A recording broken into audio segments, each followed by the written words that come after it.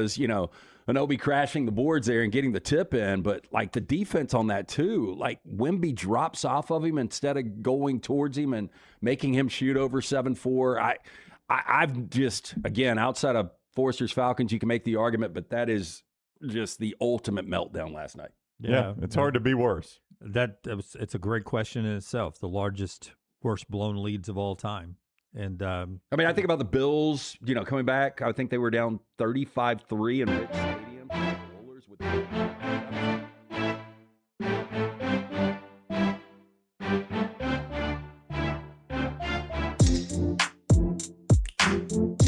We'll get to trash in just a second. Don't forget you can get great TNR store gear like Lance's hat today right there in the TNR store. Nextround.store, nextround.store. Great T-shirts available there. And you may come across some sold-out items. And if you see something you like that's sold out, shoot us an email or drop us a DM in our Twitter, and we will be glad to try to restock those if we still can get to those. If not, we'll get something else that hopefully you'll like, designed for you and ready to go. Nextround.store, nextround.store. Go and enjoy that always. Trash in a second. First off, in college football, Deion Sanders announces he is cancer-free as they get ready for the season coming up. That is awesome. I saw that yesterday. He's been very open about that and his incontinence. He does commercials for Depends, and we talked about then how, transparent it was for him to do that and say, and I'm just going to say it like it is, in a sport where in recruiting, a lot of times your age is used against you as a head coach. And here's a coach saying, I basically have to wear men's undergarments because I've gotten caught. I mean, that took a lot of transparency for him to do. When my old man Chuck got diabetes, it seemed like he was battling something every year, and he never could get on the other side of it. And that kind of seems what Deion's been battling. So, hopefully he gets a little reprieve and can have some because we all take our health for granted, especially if you're in really good health. And you forget how important that is, but you hope for Deion's sake that this continues for a while. The Rocco's Jello Shot Challenge, I don't know if it starts officially on tomorrow or today, but the record to break, and we do believe West Virginia will break it, 68,888 Jello shots made in, they did that record in 2023. Now, I did see Rocco do a TikTok explaining that they have 120,000 Jello shots pre-made now by an outside source because they got where they were selling so many of them they couldn't make them in-house anymore. So they have what's it called when you have an outside provider? Outsource? Yeah, they have a local company that already have all 120,000 made and sitting in refrigerator. When you think about you go to said Mexican joint on Cinco de Mayo, if your bartenders have not pre-made a bunch of margaritas, you're done. Yeah. Dead in the water. So I think the number was 120,000 already pre-made, ready to go. Now, West Virginia will win this. I think so, too. Yeah. Just with McAfee in town. If they stay around. Your problem with them is going to be if Troy upsets them. Okay, through first weekend, West Virginia will definitely be leader in the clubhouse. I would agree with that. When everybody has played 2 games, West Virginia is going to be your leader in the clubhouse. Yeah. Forrester always does a great job of giving us updates from Rocco's as we end up doing that. Hey, there is an early leader though already. Right. Troy, games haven't even started yet. This dude from Ole Miss, of course, apparently, according to the CWS Jello Shot Challenge. Shirts, Next Round hoodies, and Next Round hats are all in one place. Nextround.store. Find your favorite piece of gear from your favorite show and put it in your rotation. You never know. You might be in one of our videos showing Next Round gear being worn all over the world. Find all your favorite Next Round gear by visiting Nextround.store. Place an order for you and that big Next Round fan in your life at Nextround.store. Look your best at work, at school, at the stadium, or anywhere you go wearing Next Round gear from Nextround.store. From driveways to interstates, accidents happen fast. The insurance company's response? Here's our offer. Take it or leave it. Leave it. Call Alexander Shannara Trial Attorneys. Over 250,000 clients. And no, they don't accept lowball offers. They fight, they win. Over $2 billion recovered. Call now for a free consultation. 659-777-7777 or alexwins.law. Physical office location, Birmingham. Jim Dunaway, Lance Taylor, Ryan Brown. The Next Round, presented by Bud Light, is on now. We'll talk droughts later on in the show as the Knicks ended theirs, and there are some other teams in the NFL and the Major League Baseball that want to get rid of theirs. Brown, have you ever seen a Dolphins Super Bowl championship? Not a Super Bowl. I've seen a Super Bowl, Jim. Yeah. Not a Super Bowl, not a world championship. But not a Dolphins Super Bowl championship. I have not seen the Dolphins win a Super Bowl to your point. Maybe we'll get to the Dolphins later on in the show. The Americans, I heard you talking to Tyler, Lance. You watched a lot of World Cup this weekend. The Americans looked as good as I was texting and tweeting during the match. I was like, man, this is as good as I've ever seen. It was Brown and I. Well, I texted you, not to leave you out of it, but I don't think I have a frame of reference for U.S. soccer, right? I mean, if I said, like as far as strategy. As much as mine. Oh, yeah. Yeah, I mean, well, you know the game better. You watch more soccer than me and Lance watch. You should have been texting Tyler. Yeah, I will tell you. I thought Tyler might be asleep. Paraguay's terrible. Oh, no. I took a nap and then got back up for the USA So match. you think it was more about our opponent in Well, Paraguay? I thought you saw some really, really bad. Curacao, obviously. Germany, I think on the flip side, Germany, I think is going to be dominant. I think the United States, this could be their best squad ever. The only thing I texted Dunaway, I don't know anything about soccer, Tyler, as you well know. I watched the game. There are a couple things I could pick out. But just watching that, I could tell this was a far more aggressive, far more attacking, far more fast-paced.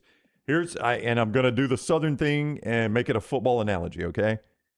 I felt like Nebraska.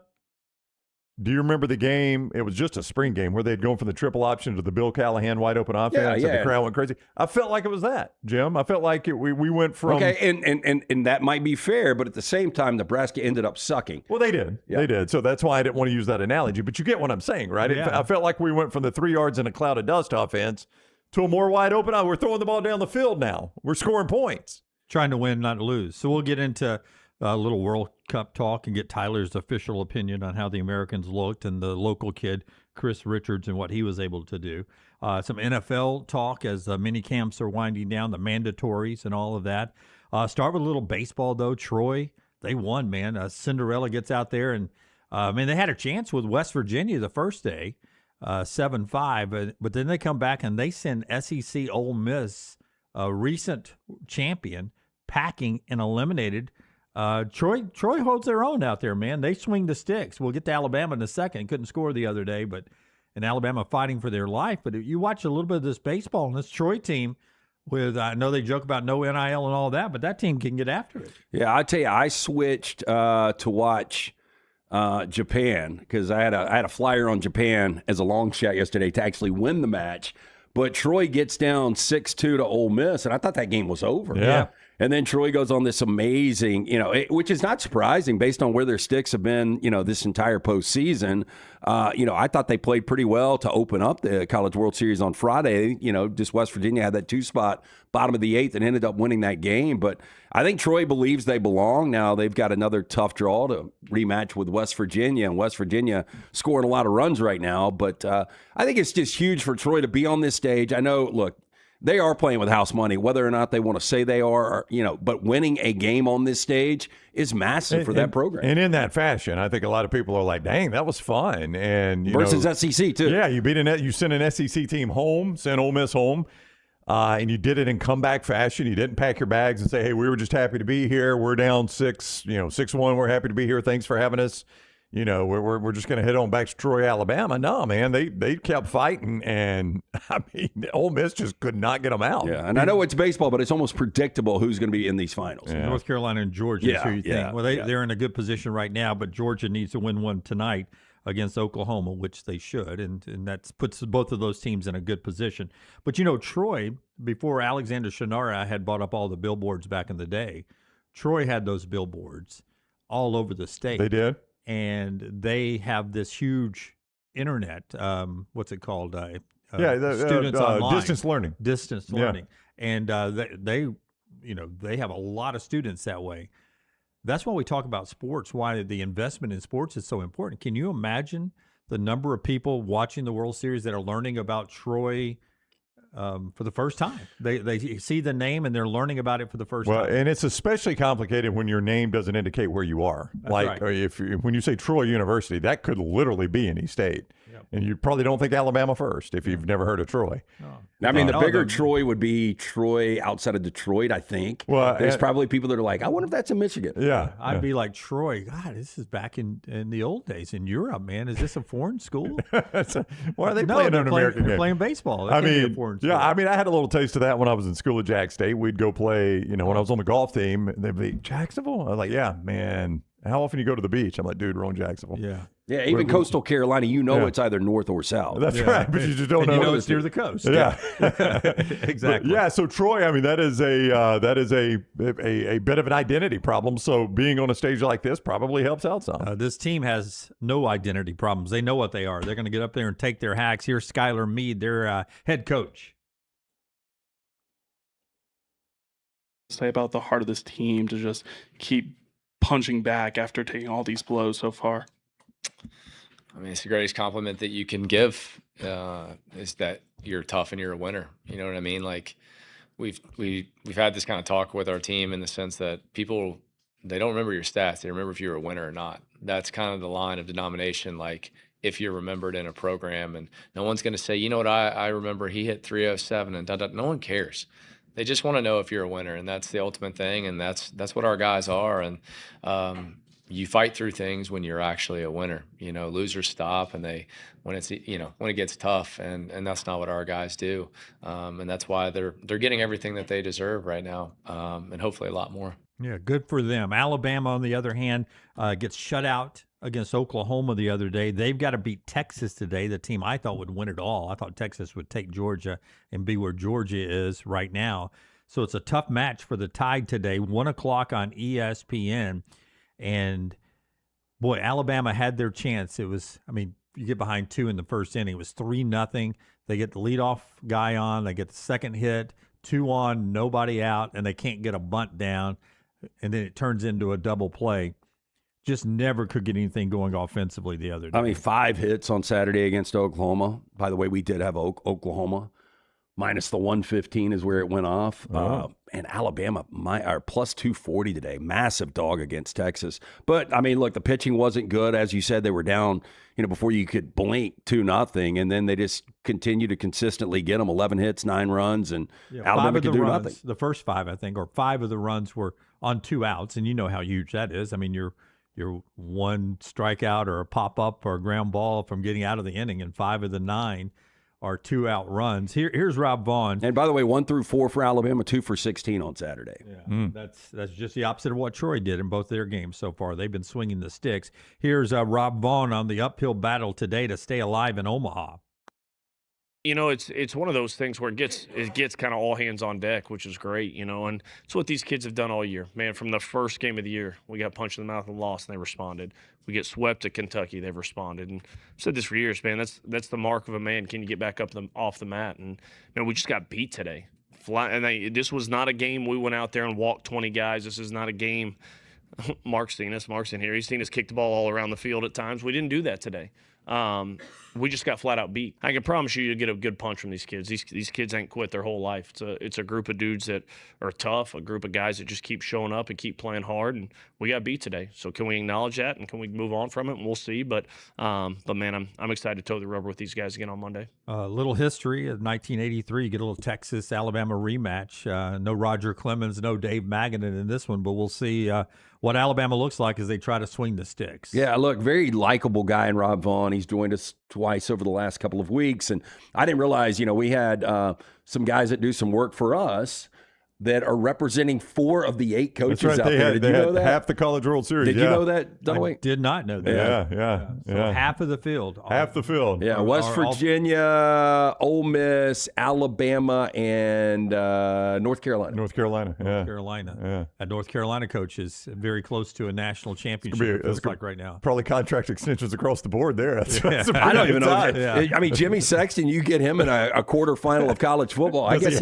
he might represent 4 of 8. point. There's times where he's had an entire national championship game a couple times. That's pretty impressive, though. A couple of Birmingham guys representing 4 of 8. Yeah. Absolutely. All right, Alexander Shinara, another Birmingham guy, gets us to our next topic today, but baseball today for Alabama. Alexander Shinara, an Alabama guy. That's right. Alexander Shinara, trial attorneys. You don't pay a dime unless they win your case. Shinara.com. Shinara.com. That is the place to go when you face any legal issue. Now, when I say Alexander Shinara, you probably immediately think personal injury attorney. Understandable. He does a lot of work in that area.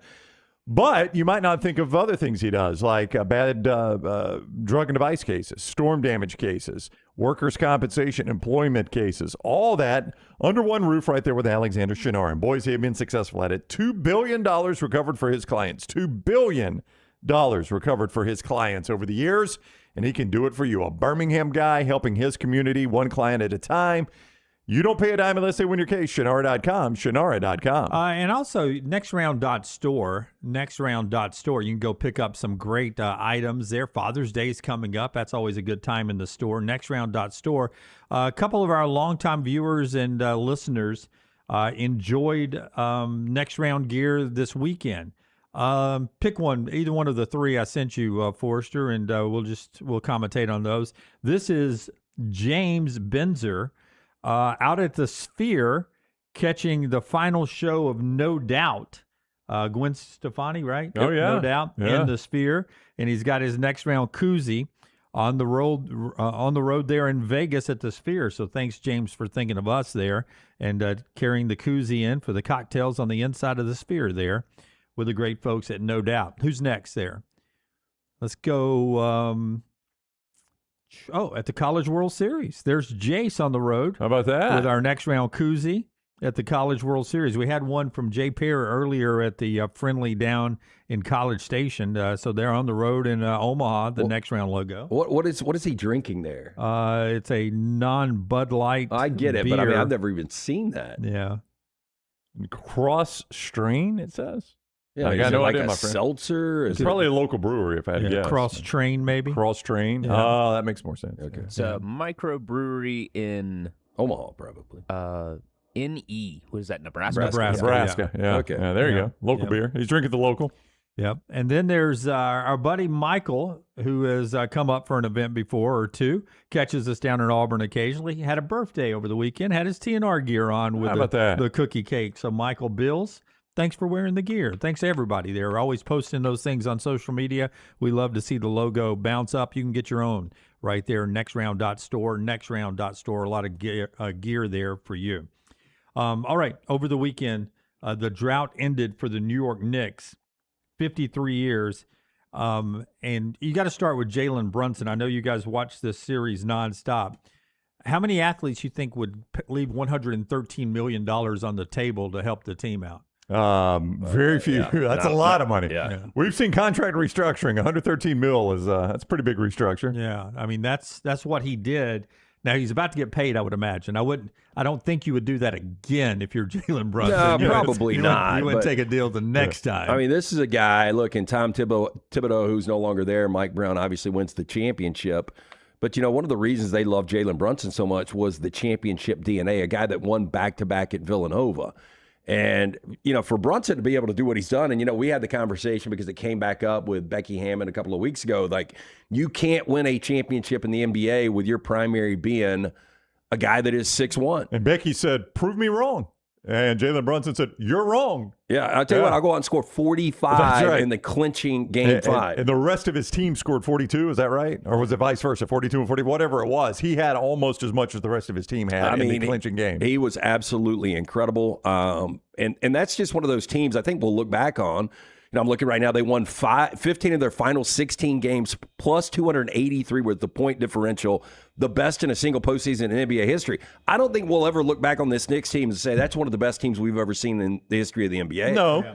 Well, you could look back at this Spurs team and say maybe one of the biggest flops in finals history, not because of the talent on the roster, but the fact that they had double-digit leads in all 5 games. Yep. They led for 72% of the time being played in this series. And I think, that win probability thing you see all the time, I think they were in 90% win probability in every one of those games. that moving meter. Yeah, and I who's think a gonna win the combination. game. Mitch Johnson, I don't know how long he'll be there. We shall see. Boy, he's getting crushed. He should get crushed. And then Wembanyama. I mean, look, I will say this, and I said it a couple of weeks ago, and I think most people agree. For the next 5 to 10 years, probably going to be the most talented, best player in the NBA, probably will be a dominant player. But he is going to be highly unlikable. I don't think anybody outside of Spurs fans will pull for this guy. It is very well documented that early in his career, Michael Jordan was going up against, oddly, those Knicks teams and the Pistons teams. And he was a bit underweight, and they were able to push him around some. And Jordan was like, hey, if I'm going to win in the East, I'm going to have to get stronger. I'm going to have to be in the weight room. I'm going to work out. I can't let them push me around the way they did. He did that, and then he became the greatest that's ever played the game. Wemby, and I can only think that it's just because, and you watch more NBA regular season than both of us, you just don't play this style in the regular season, do you? Well, it's not as physical. I think they let them play through a lot of different things once you get to the postseason, especially once we get to the NBA Finals. And you get to the NBA Finals, and the Knicks just keep running guys at Wemby, and he's shrunk in the big moments. No, I don't disagree. He's got to get stronger. I mean, look, Jordan did get stronger, but a guy like Kevin Durant, that was one of the knocks on him coming out is this guy has got no upper body strength. Yeah. He's going to get pushed around in the NBA. He never got stronger, and it didn't really matter for a guy like Kevin Durant. I don't disagree. He did get pushed around. I thought the worst look, though, was walking off after losing the championship, didn't shake a hand. We all know that he loves to pout, doesn't like the national anthem, crosses the arms.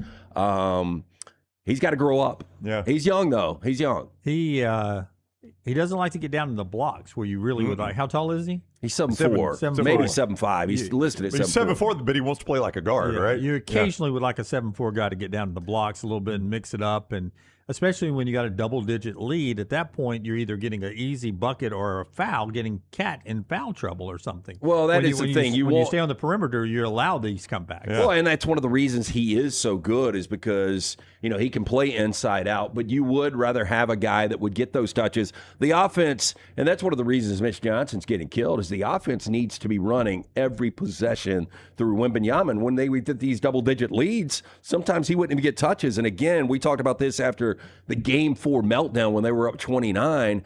You're getting shots off with double digits left on the shot clock, up double digits. And the way they melted down in Games 4 and 5, I just wonder if we're going to forget this series one day.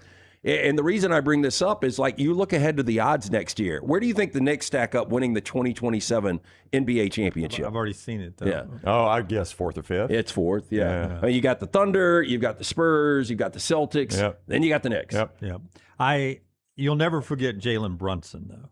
No, I don't think so. Because, this list he's on, being a national championship winner in college, an NBA champion now, and an NBA Finals MVP, this is the list. Brunson joins Michael Jordan, Isaiah Thomas, James Worthy, Magic Johnson, Bill Walton, Kareem Abdul-Jabbar, and John Havlicek, and Jalen Brunson. Sometimes you do those lists, and you're like, well, I don't know one of those guys, but boy, those other 4 or 5 are Hall of Famers. That list right there. Well, and he's first ballot, too. That list right there is as good as it gets. That's a list of all-stars. Yeah. And, Hall of Famers, like you said, is unbelievable, and he joins that list, and he earns it. I don't know what the Knicks will do next and all that, but it was fun to watch the celebration, too. Yeah, I think that's some of it was AI. They did not drape a Karl Anthony Towns jersey off of the Statue of Liberty. That did happen. I thought, wow, to have that ready to go to drape it off. I thought that was pretty good. But when they flooded the streets and the watch parties and all that, I am being serious when I say I thought that there would be, because their fan base has really embarrassed themselves a lot, but I thought it would be worse than it was. I think there were only 63 arrests that I heard. Okay, well, that's really not bad. Only 63 arrests, 4 stabbings, and one shooting. Yeah. I mean, that was pretty good. I thought. How do they know that's just not a normal Saturday night? That's right. Yeah. How was the shooting involved? I thought there would be 4 or 5 guys that would get shot. I thought we'd have double-digit stab incidents. I thought we'd have our 100 guys arrested. Yeah. So I got to say, maybe they were just tired of all of these double-digit comebacks and all of the crazy celebrations before. Could you believe how many Knicks fans were in the arena, though? Oh, yeah. Like when It was Brunson's layup, I think, that gave them the lead there in the fourth quarter, late fourth quarter, and the roar that went up when he hit it. I'm like, man, this is not that far off from Madison Square Garden roar. It was like a Red River shootout. Somebody was cheering every play. Every play, yeah. You know, back when I used to be a huge Laker fan, I had the opportunity. I think I told this the first time I took Leighton to Disney World. I planned it out. It was a Game 5, and I was able to see Kobe clinch and win an NBA championship, but it was just by luck. And look, I got a ticket for like $600 maybe. I think Knicks fans might be per capita the richest fan base out there. Probably. I think what happened was, okay, we're paying all this extraordinary amounts of money for tickets in MSG, and we can't let them win a championship without us seeing it in real life. Well, yeah. So even though it's going to cost me another $10,000, I'm going to go to San Antonio. Well, but it was cheaper to go to San Antonio. I mean, the flight, but the tickets were cheaper in San Antonio. Yeah, but don't you think when it got to a Game 5, even people that didn't plan on going were like, I got to make this happen? I remember to this day, and I don't know I ever remember weird things, but I remember to this day when Boston won their first world championship. I think they were in St. Louis. Is that right? They beat the Cardinals in St. Louis. The Red Sox. Oh, you Red Sox. My apologies, not the Celtics. The Red Sox. You mean the first championship in the first one they had won since the Curse of the Bambino. Yeah. And I will never forget, it was a grounder to first, and when he caught it, or it was a grounder maybe to the pitcher and he threw back to first, whatever. When the grounder was caught, the roar that went up at Busch Stadium was insane. So there's just some fan bases that are like, I'm going to go see my team win a championship. It may be on the road, but I'm going to be there when they do it. And I think that was Knicks fans here. So congratulations if you're a Knicks fan, but there are other franchises that are waiting. We'll get to those later in the show in Major League Baseball and the NFL, and we'll talk about the long droughts. But there were 7. I mean, it seems like 53 years is a long drought, right? Yeah, it's a long drought. 53 years. It's my whole lifetime there, Jim. Yeah, but it actually there ended up being it ended up there were 7 that were longer that were longer droughts, and I will give you those later on. That like the Cubs leads the list. They waited 108 years between titles. Yeah, I mean, look, that's sensational though. Yeah. I mean, 53 is crazy because we've been talking about this for the last 10, 15 years with the New York Knicks. So they're 8th on the list, though. So there are 7 other franchises between championships that waited. Well, you know, we've got I think Brooks is putting out a question of the day is, what is the most amazing championship you've seen? As far as like our unbelievable, I forgot how we worded it. Yeah, put it out at about 8:30, so we've gotten a few responses. Yeah, and mine is the 2010 Auburn Tigers. Like, I don't know how you guys feel about that, but coming into the season with Gene just talking about surprising out of nowhere, like how did this happen? Most unlikely, right? Yeah, unlikely. Okay. Yeah, I think even with the Knicks before the postseason started, like this is still highly unlikely. Like nobody thought the Knicks seeded number 3 in the East were, first of all, it's getting through the East, and once you get there, then you've got no shot against either Oklahoma City or San Antonio. So I do think that this is one of the more surprising championship runs we've seen. No, I would agree that 2010 because it came out of nowhere. Oh yeah, nobody was saying it preseason for sure. I mean, were they and you kept waiting for it to end because back then one loss was probably going to keep them from playing in the game. And Auburn kept flying really close to the sun, game after game after game. And then you just thought, well, when they go to Tuscaloosa, it'll end. Yeah. And then at halftime, you're like, well, it's over. Yeah. The brakes have come off. I mean, I'm pulling it right now. Do you remember where their preseason ranking was in 2010? In the 20s, maybe? Oh, I thought they were unranked. They were 22nd. 22nd, yeah. That's pretty I mean, you tell me the last time, or has that ever happened? Have we ever had a team that is unranked win a national championship? Maybe, but 22 to the top is pretty crazy. I would. When we get to our 40 and 40 in July,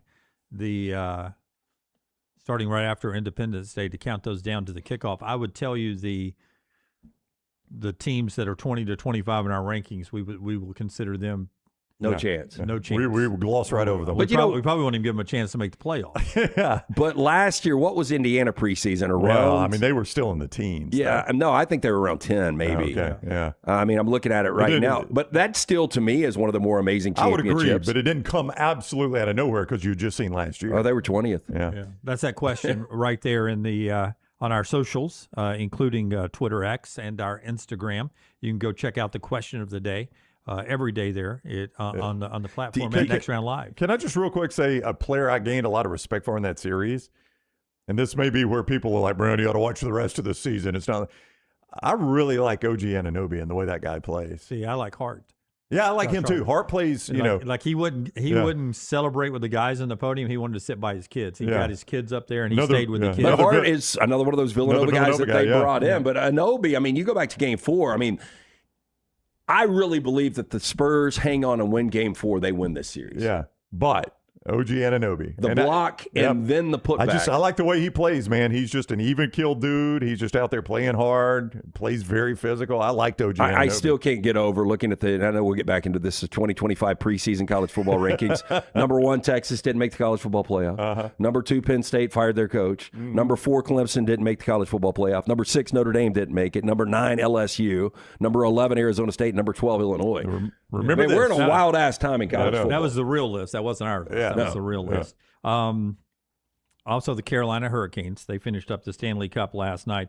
Rod Brindamore in their organization, since that franchise moved from Hartford as the Whalers, great uniform, to Carolina. Not great uniform. They've won 2 championships now, 2 Stanley Cups.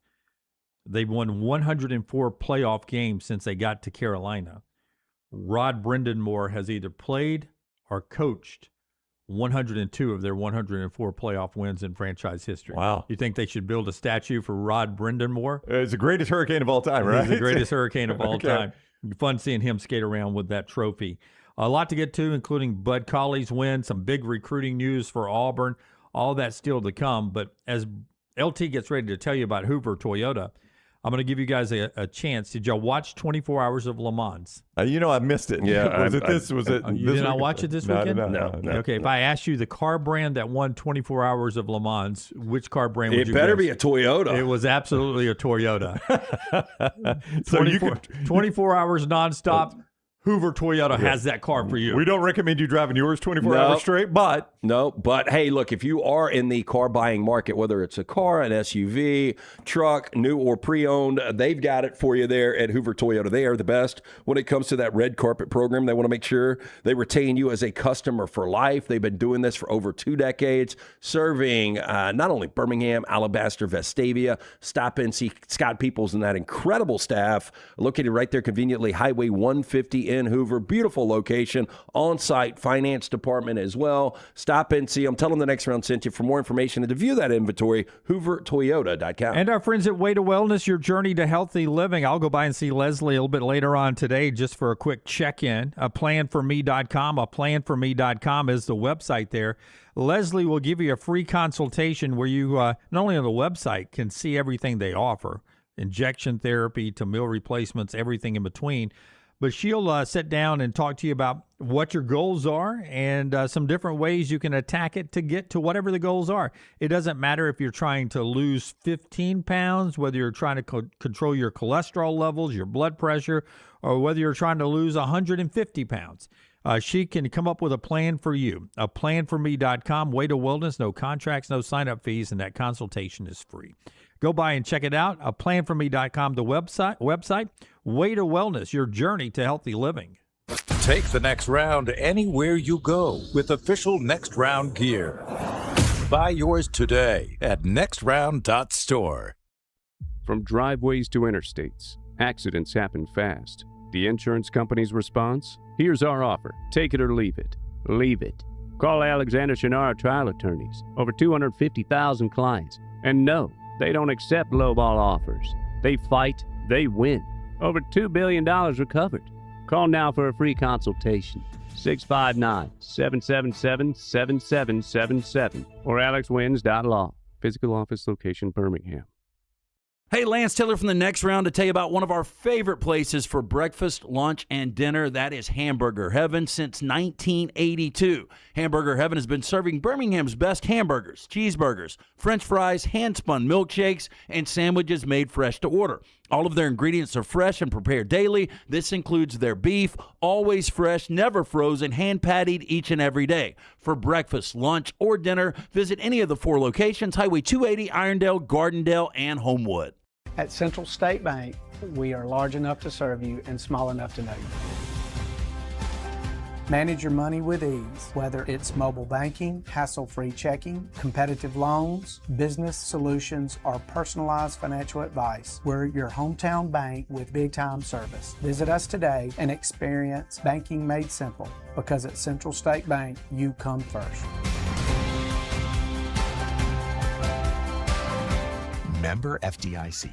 Never miss anything from the next round when you listen on demand through the podcast platform of your choice. Apple, Spotify, iHeart, or Google Podcasts. Wherever you listen, always like, follow, subscribe, and turn on automatic downloads so you catch every part of the next round. Listen anywhere in the world at any time on the Next Round podcast feed and support the show by following, subscribing, and turning on automatic downloads on any podcast platform. Thanks for always making the next round a big part of your day.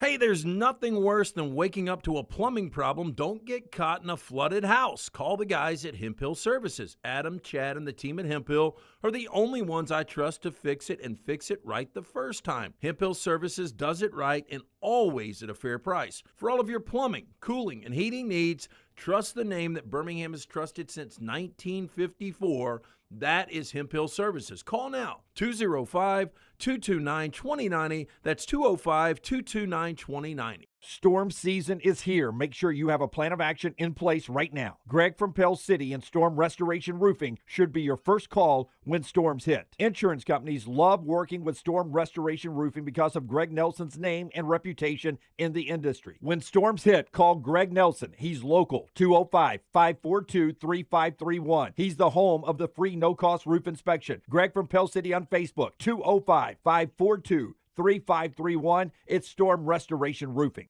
Stop by the New York Butcher Shop and pick up the finest in certified Angus prime beef steaks and burgers, premium pork chops, ribs, and all-natural chicken cut to order just for you. Their chef-prepared entrees and side dishes are the perfect dinner-to-go choice for your family and are ready to heat at home. With a great selection of fine wines and desserts, the New York Butcher Shop is your one-stop dinner shop. 2 locations to serve you, Cahaba Heights and on Highway 119 in Greystone. The New York Butcher Shop, rare quality, well-done service. Remember the name Way to Wellness if you're battling weight loss in your life. I'm Jim Dunaway from the Next Round. There was a time I was over 216 pounds until Way to Wellness helped me lose 45 pounds, and now for over 2 years, they've helped me keep that weight off. Here's their website, aplanforme.com, aplanforme.com. That's a great name for a website because there's no cookie-cutter plan. Everything is designed specifically for you. No contract, no sign-up fees, and your first consultation is free at Way to Wellness.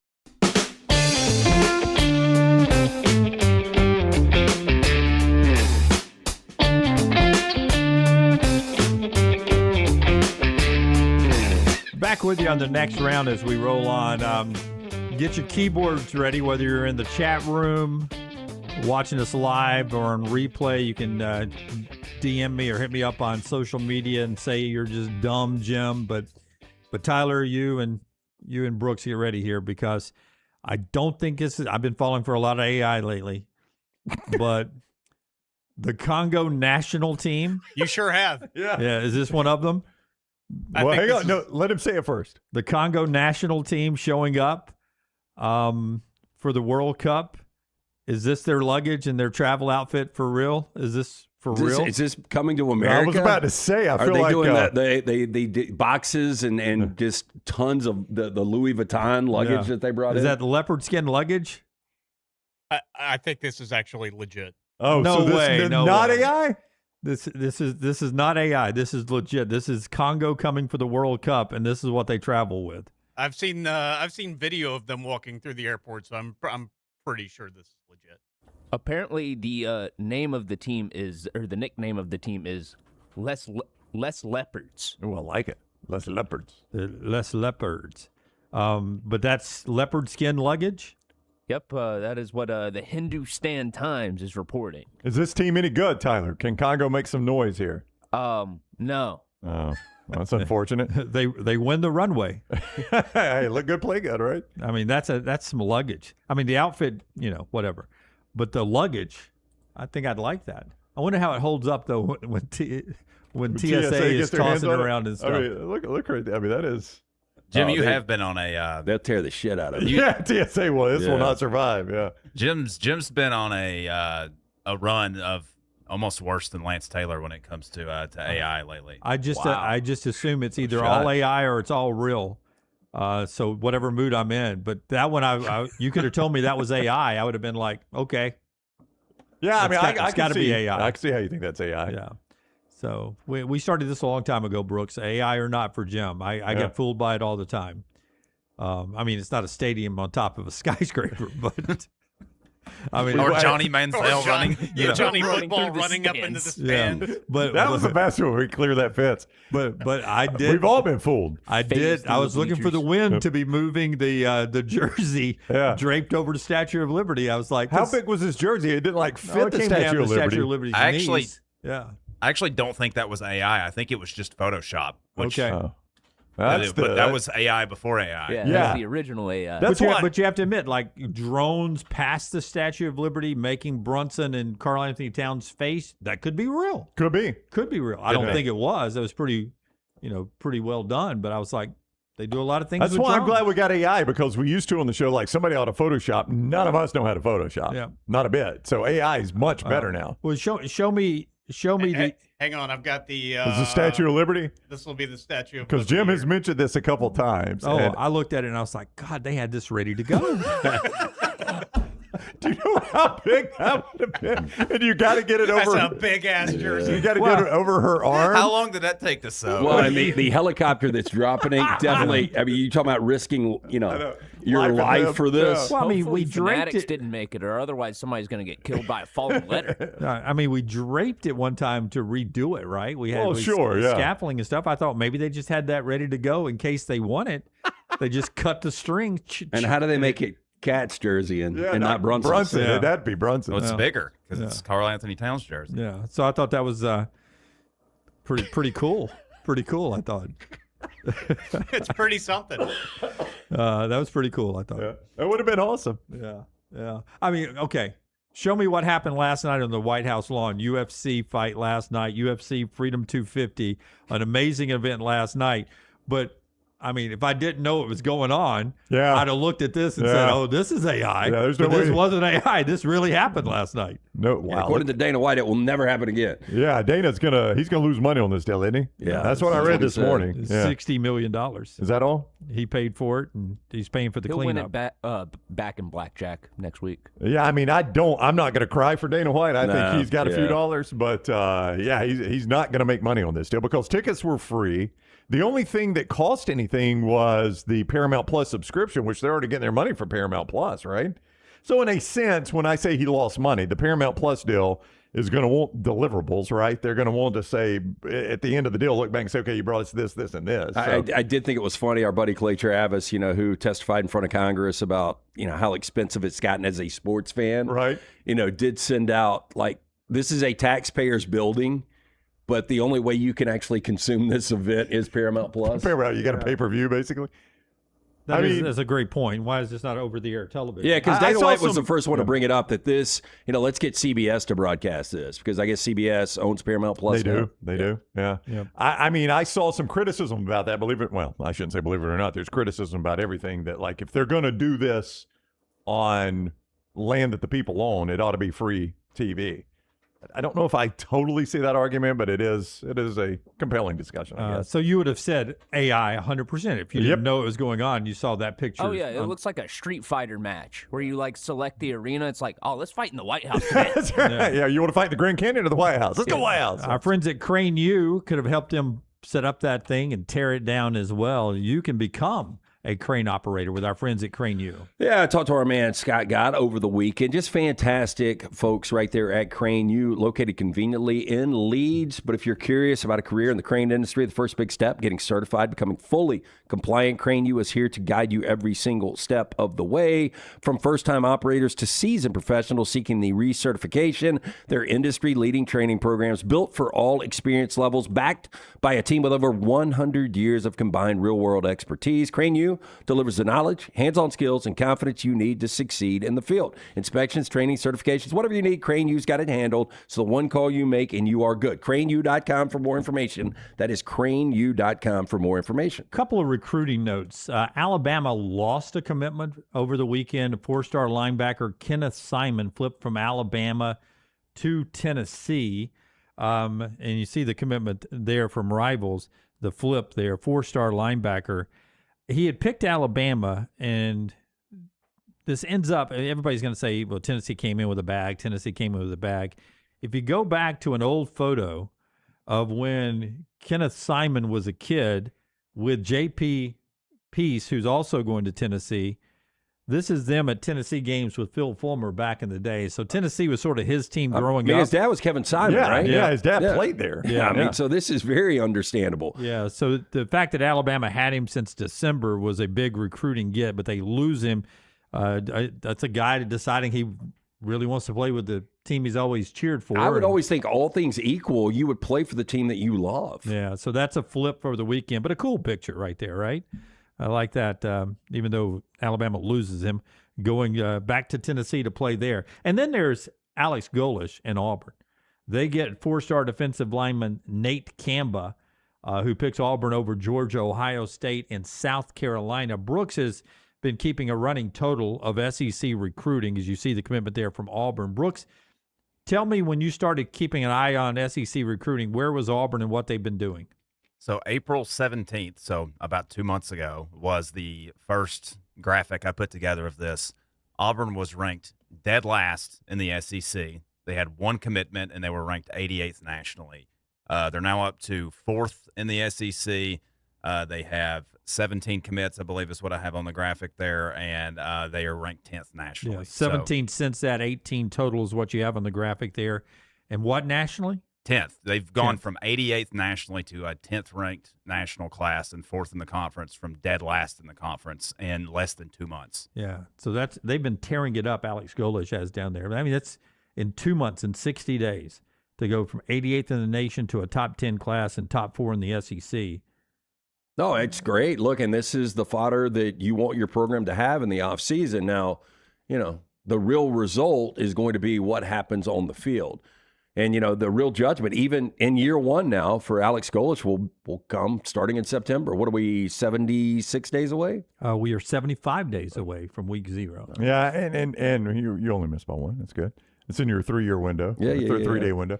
We talk about this a lot. Like, one of the best times to probably get the NIL train rolling is right after you take a job. You get to go sell those boosters on. And Alex Golesh is a very charismatic. I mean, we've been around him one time. Unfortunately, you were not unfortunately, you were having the time of your life on the river cruise, but Dunaway and I got to spend, Dunaway, probably 20, 30 minutes with him out there at the Regions. I found him very likable. Yeah, 5 minutes before we're on air, so the 5 minutes off the air is always a good time to judge somebody. You know what people are going to be like on the air. Yeah, that's right. And just hanging with him and talking to him, he was a very nice guy, very likable guy. I could see him doing well in front of the money people. Very upfront about I don't know if it's sustainable, but I need your money right now. Yeah. Or I won't be here 2 years from now to find out if it's sustainable or not. Yeah. And I could see him selling the NIL people very well. And he has said the one thing I hear about Alex Golesh all the time from Auburn fans, and really from other fan bases, is I don't know how the guy's going to do as a coach, but he's saying all the right things. So I think he's got people energized and motivated to get behind him. And I will say this, I don't know if Tyler was in the stadium yet, but at the soccer game last week down at Auburn, Golesh was just out in the stands. He was not like up in some suite or something. Were you there when they put him up on the screen? They put him up on the Jumbotron, and everybody started clapping. Place went crazy. Second loudest cheers, right behind Messi. Right behind Messi. Messi had the loudest cheers. The second loudest cheers. And he leaned into it, too. Like, he hears the cheers, and he's just talking to people in the stands. He's with some guys, and then he sees himself up on the board, and he starts doing that right there, and the place goes crazy. I mean, he's doing and saying all the right things right now for sure. So they're killing it in recruiting. And, again, signing day's not until December, but some big commitments there. And you believe some of these guys, I don't know how Auburn does it, but I have a feeling I know how Auburn does it. Some of these guys can go ahead and sign. So you start getting NIL early. That was a little cryptic. Can you?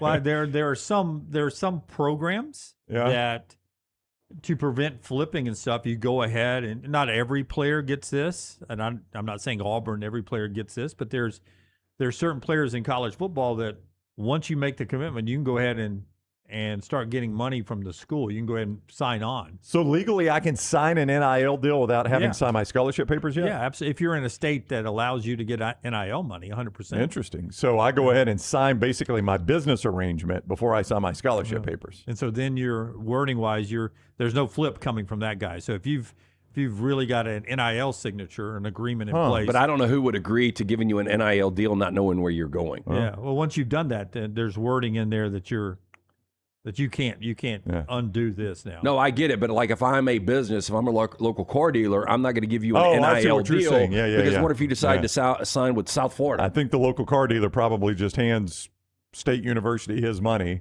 and they do with it what they want. Is the way this is working.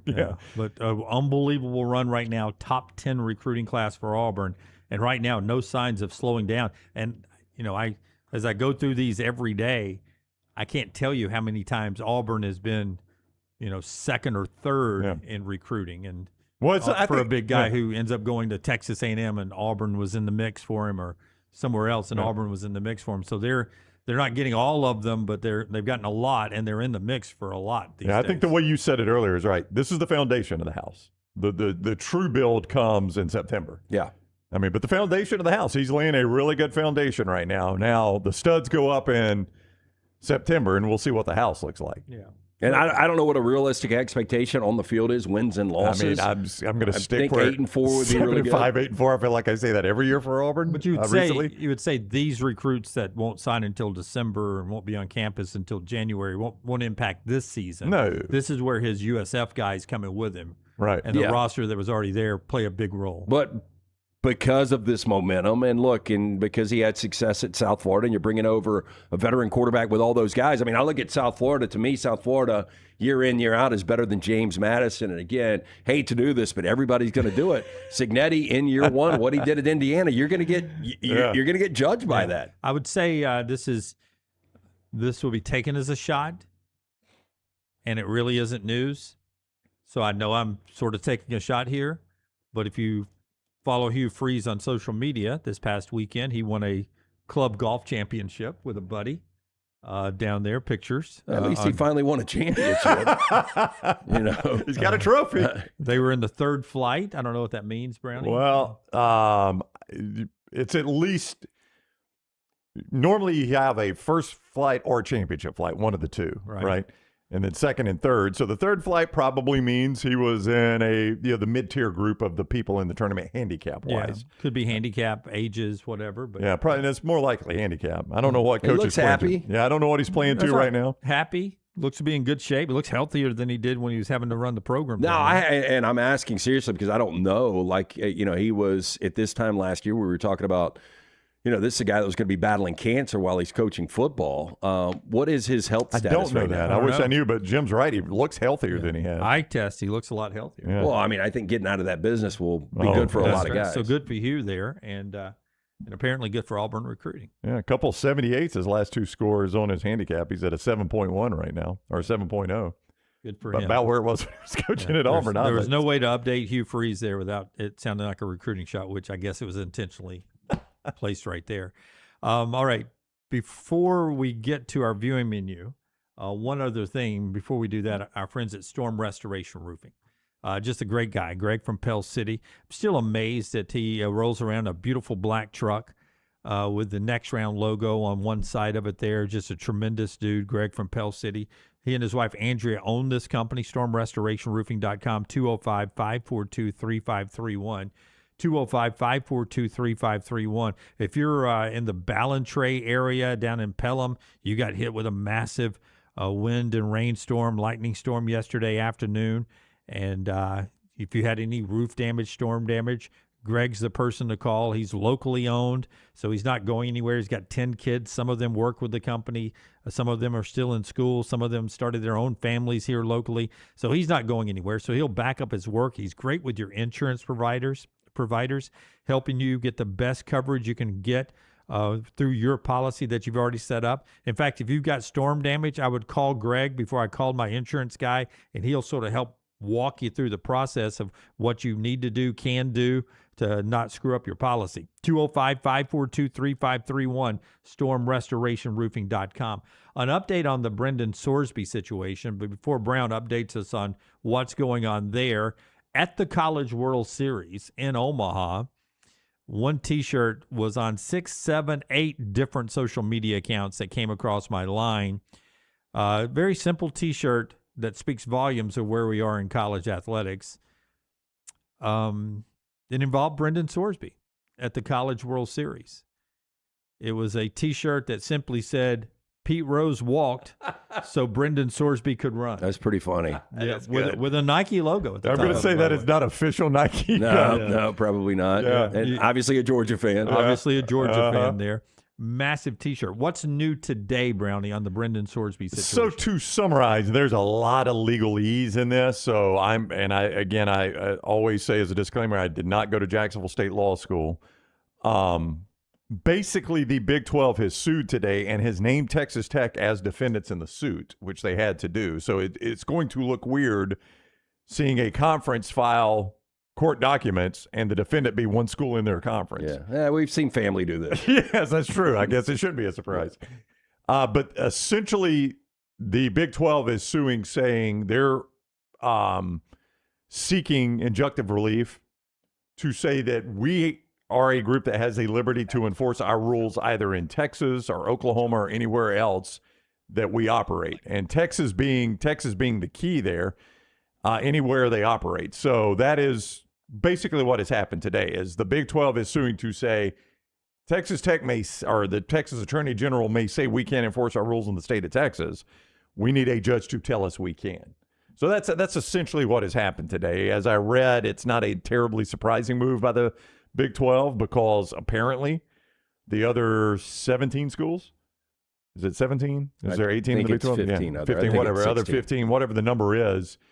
The reports are the other 15 schools are telling the Big 12, you can't take this sitting down. Like, you represent us, too. You don't just represent Texas Tech. And other political figures like the Oklahoma Attorney General all stepping up after the Texas AG said, I'll come after you, Big 12. But the other attorney generals in the Big 12 footprint are coming up saying, we'll help you fight the Texas Attorney General if this gets to be litigious. So I mean, you guys change your opinion? Oh, I've never thought he would play. I still don't think he plays. I never thought he would play until, was it last week or the week before? I can't even keep up with it. Until the ruling. I still am going to say he plays. Yeah. I actually, I don't know where I fall on this because I don't think he should play, but I think it becomes such theater. Oh, it's theater for sure, yeah. That I almost want it to happen. I know it's not good for the sport, but there's a lot of things going on that aren't good for the sport. I mean, do you guys want to see him play just to make it more interesting? I kind of see what you're saying in a strange sense. It gives us this hugely theatrical moment. Yeah. Like I honestly try to, when I'm driving by a car, to not stop and look at the carnage on the side. Oh, a car wreck? Yeah. But, I mean, this is the example of wanting to see the car wreck. Yeah. I would say this at the top of the next hour, to start hour 2. I saw a post on Reddit that asked this question. Is college football's popularity at a point that someday the bubble could pop? And so at the top of the hour, think about that. They use NASCAR as an example. So we'll talk about that coming up at the top of the hour and get into some more college football. But right now it's time for the viewing menu, brought to you by our friends at Michelson Laser Vision. Yeah, 205-969-8100, number I called back in 2003. I had the 2200 vision, didn't even realize it. I was legally blind without the contacts, got the procedure done. 2015 vision better than 2020. When you make the phone call to 205-969-8100, ask for Amy Toe, the next round Cynthia. She will hook you up with a hassle-free consultation. You got nothing to lose to find out if LASIK is right for you. Dr. Mark Michelson, Dr. Jen Michelson, best in the business, 205-969-8100 or michelsonlaservision.com. Alrighty, so this is going to be tough to believe, but I didn't go to the movies over the weekend. Well, I heard why when you told Lance what you did this weekend. Tell everybody why you couldn't go to the movies. There's been 12 World Cup matches played so far. I've seen 10. Which two have you not seen? The Qatar versus Switzerland. And I watched every minute of that one. Major upset for Qatar getting the draw. Qatar. I hear it both ways. It's Cutter. Yeah, I go Cutter. Long-standing discussion on this show. I'm a Qatar guy. Yeah. And then I used to be a Qatar guy, but I just said Cutter for whatever reason. Yeah. And Because you then want to say it right? Yeah, we're a missed, Ferentz, Ferentz and Yeah. Ferentz guy either too with Iowa. Different pronunciations.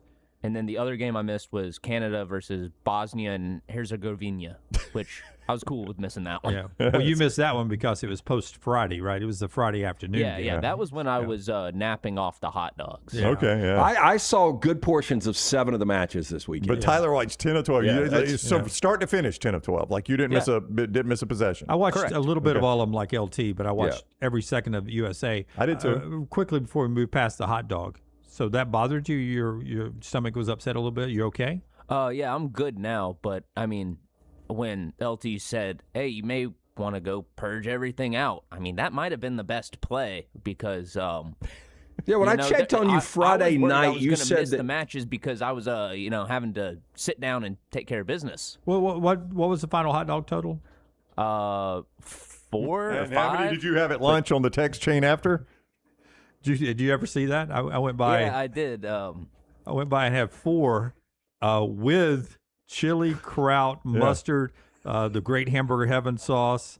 I think did I say kraut? Onion was on there. That was after downing 1 up here. Yeah, I know Leslie and Way to Wellness has helped you, but you still do have more storage than little man back there. Yeah. Hey, so I had 4, and then I went and shot an 83, 40 on the back 9 on the golf course with the heat index near 100. Yeah, it was hot this weekend for sure. Yeah, there's Dunaway's lunch after eating a hot dog here. and fries. And fries. And fries. What does your doctor think about this Adam Richman-esque performance that you put on at your age? I will tell you on Saturday, no offense to that, because at night I had 4 slices of pizza from a former sponsor, as one does, of ours, and so on Saturday I did go to the bathroom more than I normally do. Yes. Okay, thanks for that. But when I did text Thanks you to my on friends at Way to Friday, you said the only thing that was bothering you is you continued to taste hot dog. Yeah, that was bad because I took a nap and then I'd roll over on the couch, wake up for a little bit, and I'd feel like it come up a little bit, and I'd burp, and I'd still taste the hot dog and hamburger heaven sauce. Well, see, that's the fear. Like people that get terrible coming back sick up. on tequila, when they throw it up over and over again, they taste it, so they're like, I never want to go back to tequila. That was my fear for you with hot dogs. Yeah. Not that you ate a ton of them, but you were going to have my beef stroganoff moment. That was my fear for you. gotcha. Yeah. could you eat a hot dog today? Yeah, I could. Okay. Yeah, see, because that's you good. didn't throw up. I would want something more than just like plain or with sauce. I would need like some chili or some kraut or something, some relish. Yeah, just I can't dress it up a little bit. Asian salad with a hot piece of Asian flavored meat on a bed of lettuce and whatever sides. I had that one time in a stomach virus, and I can't go warm, juicy meat on a bed of lettuce type salad. That freaks me out right now. Yeah, you guys remember I was eating the acai bowls all the time? Yeah. And I got One hair. the hair in the throat, and it took me 6 months to have another one. Well, I'm telling you, I tell you what Still does think that to about me. it when I eat one, though. The chorizo. I love chorizo, but when I eat chorizo, I get that same effect that Tyler has. I taste it for like 24 hours. I cannot get rid of the taste of it. And I like it when I'm eating it, but I just have to quit eating it. I get bad heartburn too, so From chorizo really tears me up. Ring of fire, man. Yeah. I'm that way with God. Maggie puts it in all of the. It's a bay leaf, I think. Oh yeah. I can, Basil? maybe Basil or I don't know, bay but leaf? I can taste. I She think puts it in chili? Yeah, I think I can taste whatever that leaf Or is. in spaghetti? Yeah. And I can taste it anytime it's in something, and I just Yeah. have to suck it up because she loves to cook with it. Yeah. She puts it in spaghetti sauce a lot. Yeah. And I'm a open the ragu can, pour it on top of the noodles and throw it in the microwave kind of guy. That fancy stuff, not good. What else you watching, man? Today there's a screen unseen at AMC. Scary? Rated R. Is it scary? No, shouldn't be scary. You might be into one of the options actually. Could it be the death of Robin Hood? It could be. That's one of the options. Because I kind of want to see that. Yep.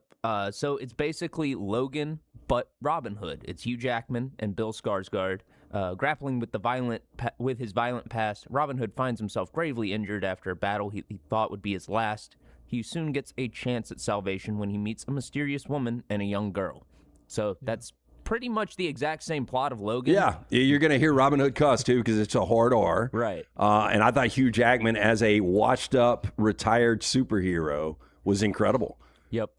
So I'm really looking forward to that. I hope it's that movie. The reviews haven't been great, though, unfortunately. And it's an A24, which gives it a little edge, too. Mm-hmm.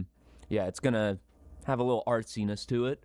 But the other option is a movie called Girls Like Girls. So I'm either going to get to watch Robin Hood, stab people with arrows, or two girls making out. Yeah. I like my odds on this. Yeah. I like my odds. One of them is going to be two girls making out, and the other one's going to be Little John swinging a big stick. On Disney Plus, they have released a new cut of Muppets Most Wanted. This is a movie that came out in 2014, where the Muppets go on a grand world tour and find themselves wrapped into a European jewel heist caper headed by a Kermit the Frog lookalike and his dastardly sidekick, known as Dominic Bad Guy. It features extra footage and full-length musical numbers and additional jokes. So if you like that Muppets movie, you can go check out the extended version on Disney+. Netflix has added a movie that came out either last year or in 2024 to its catalog. It's called Piece by Piece. It is a biopic on Pharrell, but it's made out of Legos, which sounds very weird at first, but when you watch it, it works so well because you're able to show his creative thought process. Is he a big Lego guy? Because, he's done a lot of collabs with Legos. He's a big money guy is what he is. Yeah, I get that. But, yeah, they're able to show different stuff that you wouldn't be able to show in a live-action biopic because you've got the freedom with Legos. I think it's really cool. And 7 p.m. on AMC, if you don't want to bother with any streaming services today, you can watch a movie that Lance mentioned in our last episode of The Next Reel, Man on Fire with Denzel Washington. Fantastic movie. And also go check out The Next Reel. New one coming today. Yep. Last week we did top 5 movies that critics hate but we love. And this week we're going to do a little flip on that. Top 5 movies that critics love but we hate. Oh, I like that. Yeah. Okay. Will you do some research for tomorrow? Because I don't know if it's AI or not. Okay. But is Selena Gomez filming an X-rated movie? Jeez, I'm going to say no. I would say no, but, I'll look into it. Yep. Let's see. Well, it's being reported by Variety, and it's from Brady Corbett, who did The Brutalist with Kate Blanchett and Michael Fassbender. Yeah, this is real. Yep. Wow. I saw the headline. I'd guess I would assume, but I didn't want to click on it. This is probably X-rated based on graphic content. This is probably not Selena Gomez going straight porn. Yeah, it's not porn. Yeah, I would assume so. Yeah. I assume it'd be tasteful. But shouldn't that be like R or NC-17 or something? Still an interesting career choice by her. Yeah. I just saw the headline and I was like, this seems like a scam. Yeah. I'm not going to click on this. It's just trying to get more attention by calling it X-rated. Yeah, they'll end probably up be unrated or NC-17, but most studios try to avoid the NC-17. They'll cut whatever. cut. Hey, what do we need to cut to get to you R? got to cut these 13 minutes to get to R. They'll end up doing it. Yeah. Yep. The first Omen had to cut some stuff to get down to R. Midnight Cowboy, which won Best Picture with Jon Voight, was originally an NC-17 or an X. Oh, wow. Yeah, but that was back in 1971.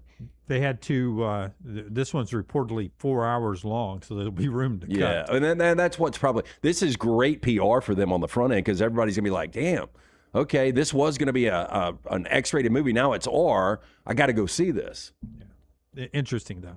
I saw the headline. I wanted you to check it out for me. That's what Tyler's watching, the viewing menu every day on the show at some point during our 3 hours. Always, you can go check out our friends at Rhoback.com. Rhoback.com. Brownie's got the golf shirt on today. I got it. Yeah, you get great golf shirts, get that great team gear as we are, as Lance told you, 75 days from the start of college football. Get your team gear now with code TNR20. That saves you 20% on your first purchase right there with Rhoback. We help you save. Use code TNR20. Just pop that email in there. And TNR20 will help you save right there with our friends at Rhoback. From team gear to the golf gear, the hoodies are the best we have ever owned. We all agree on that. You can get all that right there at Rhoback.com. Rhoback.com, code TNR20 to save 20% with our friends at Rhoback. Follow Brownie on Twitter and Instagram at Ryan Brown Live. Hop in. Injured in an Uber or Lyft? Here's the problem. Was it the driver's fault? The other car? The app company? Good luck figuring that out while you're trying to heal. Alexander Shinar Trial Attorneys, they've got a guy for rideshare accidents. And here's the best part. They don't get paid unless you do. You heal. They fight. One call, 659-777-7777. Or visit alexwins.law. Alexander Shinar Trial Attorneys. Because rideshare accidents need an experienced team. Physical office is Birmingham. Sterling and the fine folks at Champy's Chicken on Highway 119 in Alabaster want to welcome you in for a great lunch or dinner starting at 11 a.m. every day. Chicken that's brined overnight and cooked to order, and the taste of the Delta with those Delta recipe tamales. Champy's is perfect for all your tailgating needs this football season. You can also choose Champy's for your next party, wedding, or birthday. Great food, great people. Champy's Chicken on Highway 119 in Alabaster, and everything online at champyschicken.com. At Central State Bank, we are large enough to serve you and small enough to know you. Manage your money with ease, whether it's mobile banking, hassle-free checking, competitive loans, business solutions, or personalized financial advice. We're your hometown bank with big-time service. Visit us today and experience banking made simple, because at Central State Bank, you come first.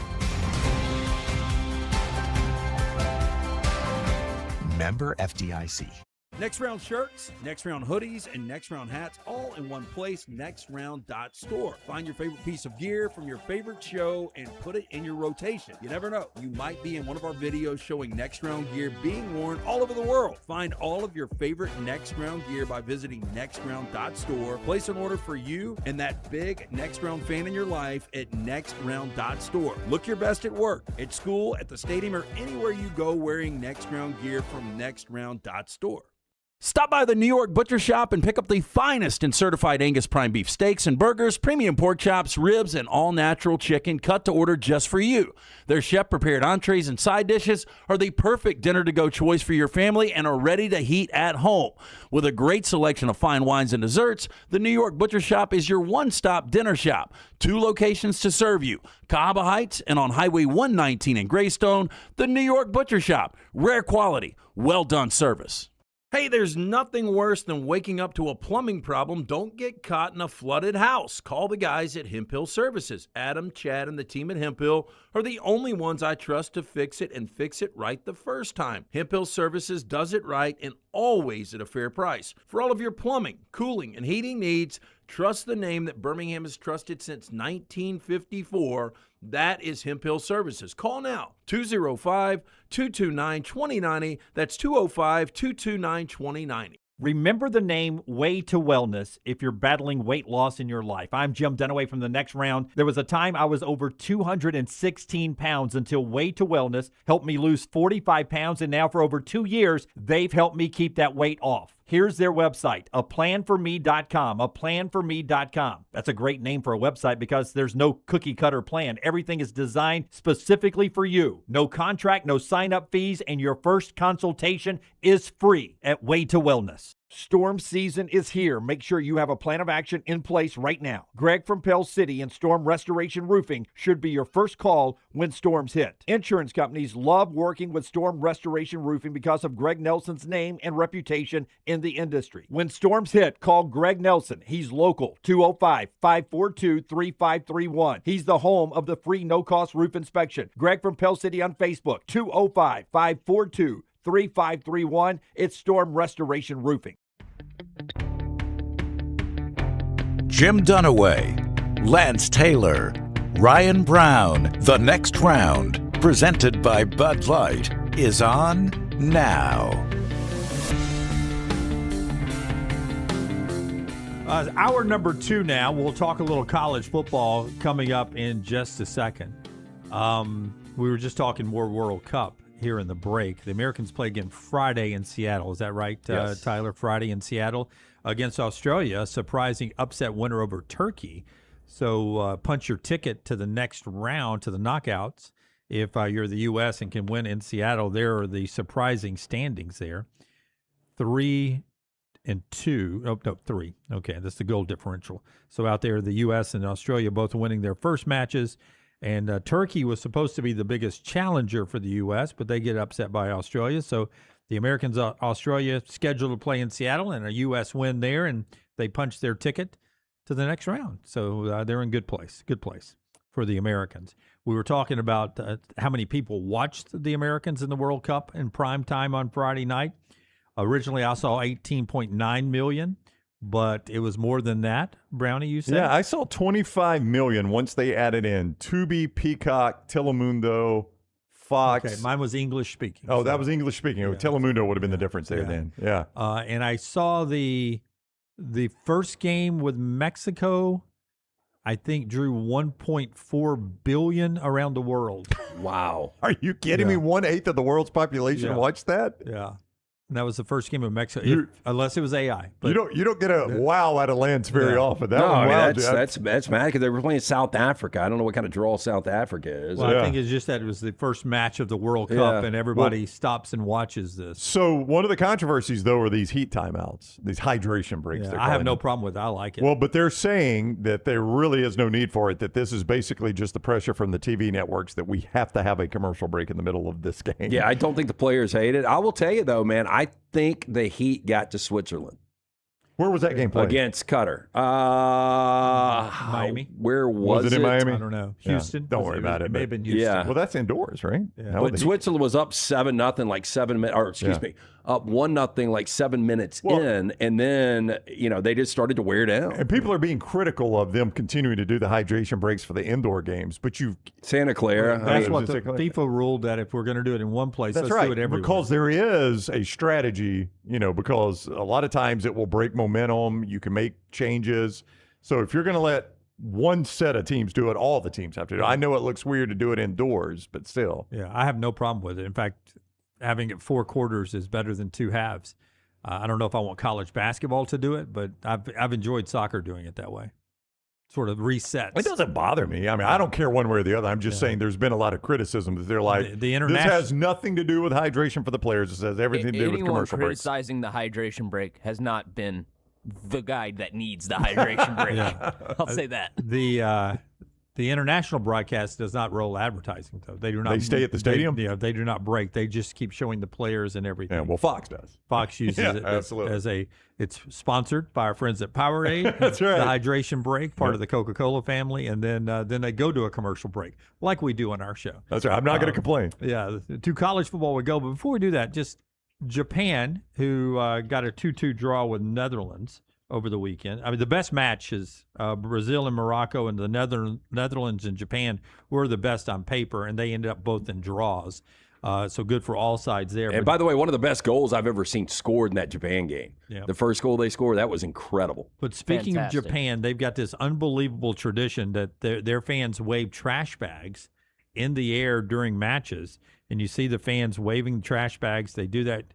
And they carry the bags into the games because when the game is over with, the fans clean up the entire section that they're sitting in with those trash bags. So all the concession trash and everything, they go by and they clean up their sections inside the stadium. It's a Japanese tradition to leave it better than you found it inside the stadium. The team does it in the locker room as well, that they make the locker room spotless, including the showers. They clean that before the team leaves the locker room. So the fans do it in the stands as well. I need to send my nephew Jace to hang out with him for a little bit. That's a really cool thing. You're right. Any teenager can learn from this. Yeah. So they take the blue trash bags in, they wave them in the stands during the match, and then they clean up afterwards. I thought that was a fantastic that's pretty awesome. When y'all go to a game and like you get hot dogs or drink or whatever, or at a movie theater, do you clean up after yourself when you leave your seat? When I leave, yes. I take I'm saying it with when you me. leave, you go, you lean down on the ground, you pick up all your trash. 100% in a movie theater. I'm not saying I've never left anything behind in a stadium. I probably have. Yeah, I know. When I was a kid, I probably, because, wasn't really told, hey, you need to throw that away. But, now I clean up everything. Yeah, I do too. So I don't carry around a trash bag. I only take care of mine. It's cool that they take care of everybody's there. Well, I'll be honest. Do you guys pick up other people's trash when you leave a movie theater or stadium? No, I do not. I do not. But they do. The Japanese. No, but like when I'm walking, there's a certain perk. I take Bullet and Chili. I was yesterday. If there's like water bottles or a Powerade, I try to do that. I pick it up and throw it away. I do that. But at a game, I'm sure I've left an empty beer cup or a popcorn box under my seat. Yeah. Before, but not at a movie theater. 100. Okay. I take that out. Our show being brought to you by Lance's Lock, lanceslock.com, and they're presented always by our friends at Hemphill. We so far 4-0 in the College World Series for you. Back-to-back ice pick winners, including last night with the Carolina Hurricanes clinching the cup, and we have got a play in the World Cup going off today. Jump on board, win with us. Major League Baseball plays, everything up and available, free play every single day as well at lanceslock.com. Always brought to you by our friends at Hemphill Services. Whether you experience any plumbing, heating, cooling issues, home or business, they are ready to serve you. Hard to stop a train. Call Adam, Chad, Andrew, the guys there. Tell them the next round sent you, 205-229-2090 or hemphillservices.com. And our spotlight today brought to you by our buddy Alexander Shannara, trial attorneys. The College Football Spotlight. The Shannara Spotlight every single day. He's recovered more than $2 billion for his clients. $2 billion for his clients. That is what you get with our guy, Alexander Shannara. He could have done this anywhere. Very successful attorney, one of the best in the world at what he does. But he said, I'm a Birmingham guy, born in Birmingham, raised in Birmingham, went to UAB. I want to take care of the people in my hometown. That's why he built his firm right here in Birmingham, Alabama, to take care of his hometown. He can take care of you as well. Whatever legal issue you face, you don't pay a dime unless they win your case. Start at Shannara.com. Shannara.com. All right, so we try to give credit anytime we can to people that come up with ideas. And this is from a guy named Original Massless on Reddit. I just saw him discussing this with other Reddit users. And he asked, are we at a point with the NIL, the transfer portal, now the Brendan Sorsby gambling case, coaches leaving before they go to the playoffs, is college football approaching their NASCAR moment? And what he means by that there was a moment in time where NASCAR was the fastest growing sport in the country, winning television ratings. Their rainouts, their rain delays were being watched by 4 or 5 million people every Sunday. NASCAR was big business. And then the bubble popped, and now NASCAR is an afterthought in a lot of places, and they expanded too fast to too many tracks coast to coast. They left their audience. Is there a scenario for you, Lance, first, where college football could screw up their popularity bubble, that they could pop their bubble at some point? It seems odd to say this, but yeah, I was never a NASCAR guy, and I remember hearing the accessibility and the normalness of a lot of these, drivers was one of the reasons that they, you could relate, the common man could relate to these drivers. I just go back to my NBA days. I absolutely love the NBA, and because of, the guys, not wanting to play and, taking nights off and, some of the political stances and stuff. I just don't watch the NBA. Like in the postseason, I'm all in, but I just don't watch it like I did in the regular season. And I think the numbers bear that. These finals were great for ABC and ESPN. But before this, we've seen some really bad numbers. So the NBA fell off. NASCAR definitely did. And I think when you get more and more of the Brendan Sorsbys and the Lane Kiffins, I think it is going to turn fans off. So Green Man in the chat, I think he sums it up well.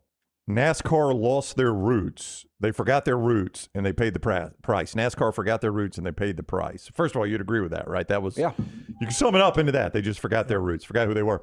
So what are college football's roots? What roots would college football be leaving, do you guys think? The first one would be, the old school guy would say amateurism. Amateurs, yeah. Yeah, which, I'm 50 now. It's never really been a big deal to me. That has just never been like a make or break for me. But I think what it's done, and I don't disagree with you, but I think at the root of this, if we're going back to the roots, I think guys that are taking cash grabs, there's no loyalty to a program. And there was something about, whether it was Alabama or Auburn or Tennessee, these guys signing with that program, busting their ass, and watching them develop over 3 or 4 years in their love for the program, and you don't have that anymore. Yeah. It's gone. Yeah, you can play 3 or 4 different schools the way it's set up right now. But I do think that hurts a little bit, too. Yeah, so I think it goes to bounce hand in hand with that. Team. Yeah. But I would say the advantage college football has over NASCAR is that we are a football country. the United States is addicted to football. We have a deep football addiction. We were a baseball country. We were addicted to baseball. And look, I mean, there was a time where boxing and horse racing were the two biggest things in our country, right? Yeah. And so those things do change, but now try to sell me on it changing in our lifetime, that we will no longer be addicted to football. Somewhere in 1952, there was a sportscaster who said that about baseball. I get it. And you probably couldn't have sold people in baseball that one day baseball, I'll tell you, here's what happened. All right. If we expand to 24 and you still get pushback from the common fan that's like, I don't want 24, and you get examples of Brendan Sorsby not only playing this year, but excelling and playing to a high level, and then you get more Indianas. I think, like, Indiana for me is kind of fun, what we've seen over this last couple of years, but if you start getting teams or a Texas Tech that they throw all this money in, and they win a championship, and then the next year you get BYU, they throw all this money in. If it's the 97 Miami Marlins or Florida Marlins all over again, where you're just paying for a championship every year, I think that's going to wear people out. I would tell you, and I'd never have a problem with people making as much money as possible, and maybe it's my age, but it does feel weird to see guys getting the amount of money they're getting for 1 year of college football. I don't disagree. You know what I'm saying? Yeah, I don't disagree. And a little bit, I never cared about academics, and I always hated when somebody was suspended because of, not having a GPA and they missed the first game or something like that, or not going to class. But there is something about the whole academic that doesn't bother me as much, but it doesn't seem like college anymore, and I think that hurts a little bit. Well, I think all these things can add up. Yeah, the amateurism deal just never impacted me, and then when you study the roots of amateurism, to me it's even worse. It was actually created to try to keep the common man out of sports. That's right. And try to benefit the wealthy so that they could dominate all the sports, back in the day. But that's beside the point. I think, I didn't go to an SEC school. I went to Jacksonville State, though. I had classes with the football players. And if there was a stud football player at Jack State that you knew about, or basketball player, I occasionally went to class with that guy whenever I went to class. Oh, even in Tuscaloosa, I went to class. That's what I was going to say. guys. Even in an SEC school, you went to class with, probably a big-time player on the national championship team at Alabama or two. Hey, and I know how academics work for athletes. One time in my life, I taught a one-semester class on broadcasting for a school that I won't name. And my reason I got the gig is because their head coach said, hey, I'm going to stuff a lot of players in there. They need an A to be eligible for next football. It was a spring class. So you were told, hey, you're not giving out anything but A's? Well, I mean, it was introduction. They created the class for me to teach for them to make an A. Yeah. Yeah. But I don't know about you, but at Jack State, when I signed up for a class, I walked in on day one and saw a bunch of football players in there. I'm like, pick the right professor here. It was a good choice by me. Are we going to grade on the curve? No, thank God. Yeah. But I mean, I just can't foresee, Lance and Jim, a world where we're not a football. And I know what you're saying, like Brown, they said the same thing about boxing and horse racing and baseball. And I agree with you, but, and I'm always amazed at the people that keep saying, I want the national championship game to be on January the 1st. I understand what you're saying, to have a day standalone for the national championship game on a day that college football fans could watch it. But I want January 1 to be what it was the last year. I want it to be 3 playoff games on January 1st. I want as much meaningful college football on January. That's the college football I grew up. I used to have all these college football games on January 1 where I was piecing together a puzzle on a national championship. It seemed like the best January 1s were when the Rose Bowl, the Sugar Bowl, and the Orange Bowl all had a chance for the national championship. Now I've got 3 games. I don't want just the national championship game on January 1st. I want 3 playoff games on January 1st. What did you say the national average is salary for? $66,000. Okay, $66,000. So Brendan Sorsby's making $5 million. Back to your point, next year we're going to see our $6 or $7 million quarterback. That, on the average American, will take him 100 years to earn that kind of money. It's hard to relate to that. It really is. It is difficult to relate to that, except for the fact that if I went to that average American and said, you're making $66,000 a year and I've got this job for $6 million, he would not ask one question. Like, that's what I've always thought about. No, I get that, but I'm just saying. I know that there's no connection, but they're only doing the same thing you would do given the opportunity. Oh, I get that. Nobody's knocking them for making the money, but some are. My ability, my enjoyment of watching the game, and again, it doesn't bother me. I'm going to watch, but for some fans to pop this bubble, the fact that you get used to it being an NFL guy making that money. It's the NFL. Now a college guy is making more than NFL quarterbacks are making. That's hard.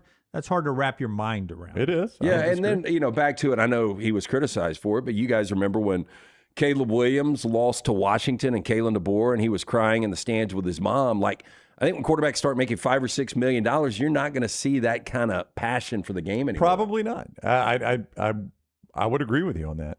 But I have heard for 2, 3, 4 years now, I'm done with college football. It's not the same sport. I'm less and less interested in college football. I see it in the chat often that I'm less interested in the sport now than I was and than I've ever been.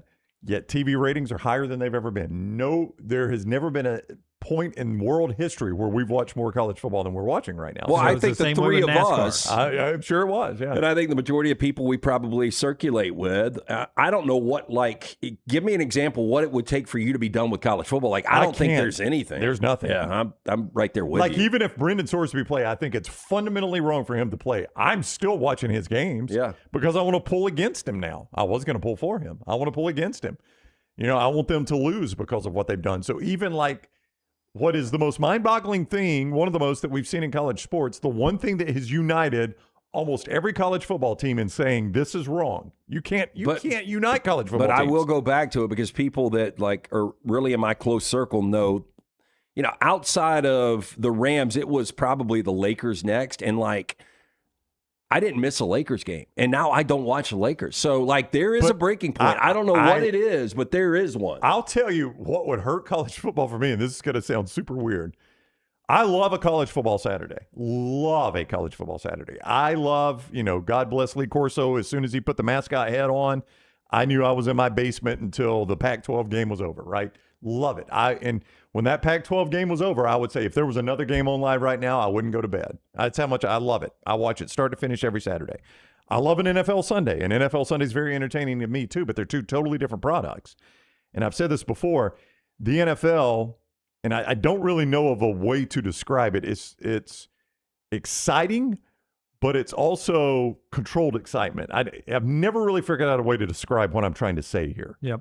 But I think you guys know what I'm saying, right? Is the NFL is exciting, but there's so much, the teams are so close together that there are a lot of one possession. In fact, I would say the vast majority of the NFL finishes are one possession finishes.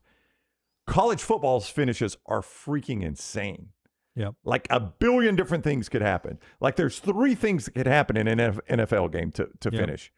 In a college football game, there's a billion things that could happen, and we still haven't even seen them all. Yeah. And that's, to me, the difference in the two sports. I love them both, and they're both exciting in their own way. Very crude, but a very simple analogy. Yeah. So you get really good once you're married, doing things with your partner, one-night stands in your single days, really exciting. You don't know what's going to happen. Boom, it's over with. And so the NFL's marriage and college football's one-night stands. Yep. Okay, that is a bit of a crude description, but I see what you're going there. Controlled excitement, and you're very good at what you're doing. Everybody knows their parts. And complete chaos. Now, here's where college football started to lose me a little bit. If it lost that, if it gets a little more controlled and kickers become automatic across the 50, that's the NFL. That's what I mean by that, Lance. And I know you're a big NFL guy, and I love the NFL too. But late in the game, once they get to about the 40, you feel like the game's over, don't you? Unless you're playing the Eagles on the road. Yeah. Yeah. They usually make the kick if they need to. But in college football, when they get to the 40, the fun's just starting. There is a million things that could happen. So that's what would hurt me is if we lost some of that and it became just more institutionalized, I guess.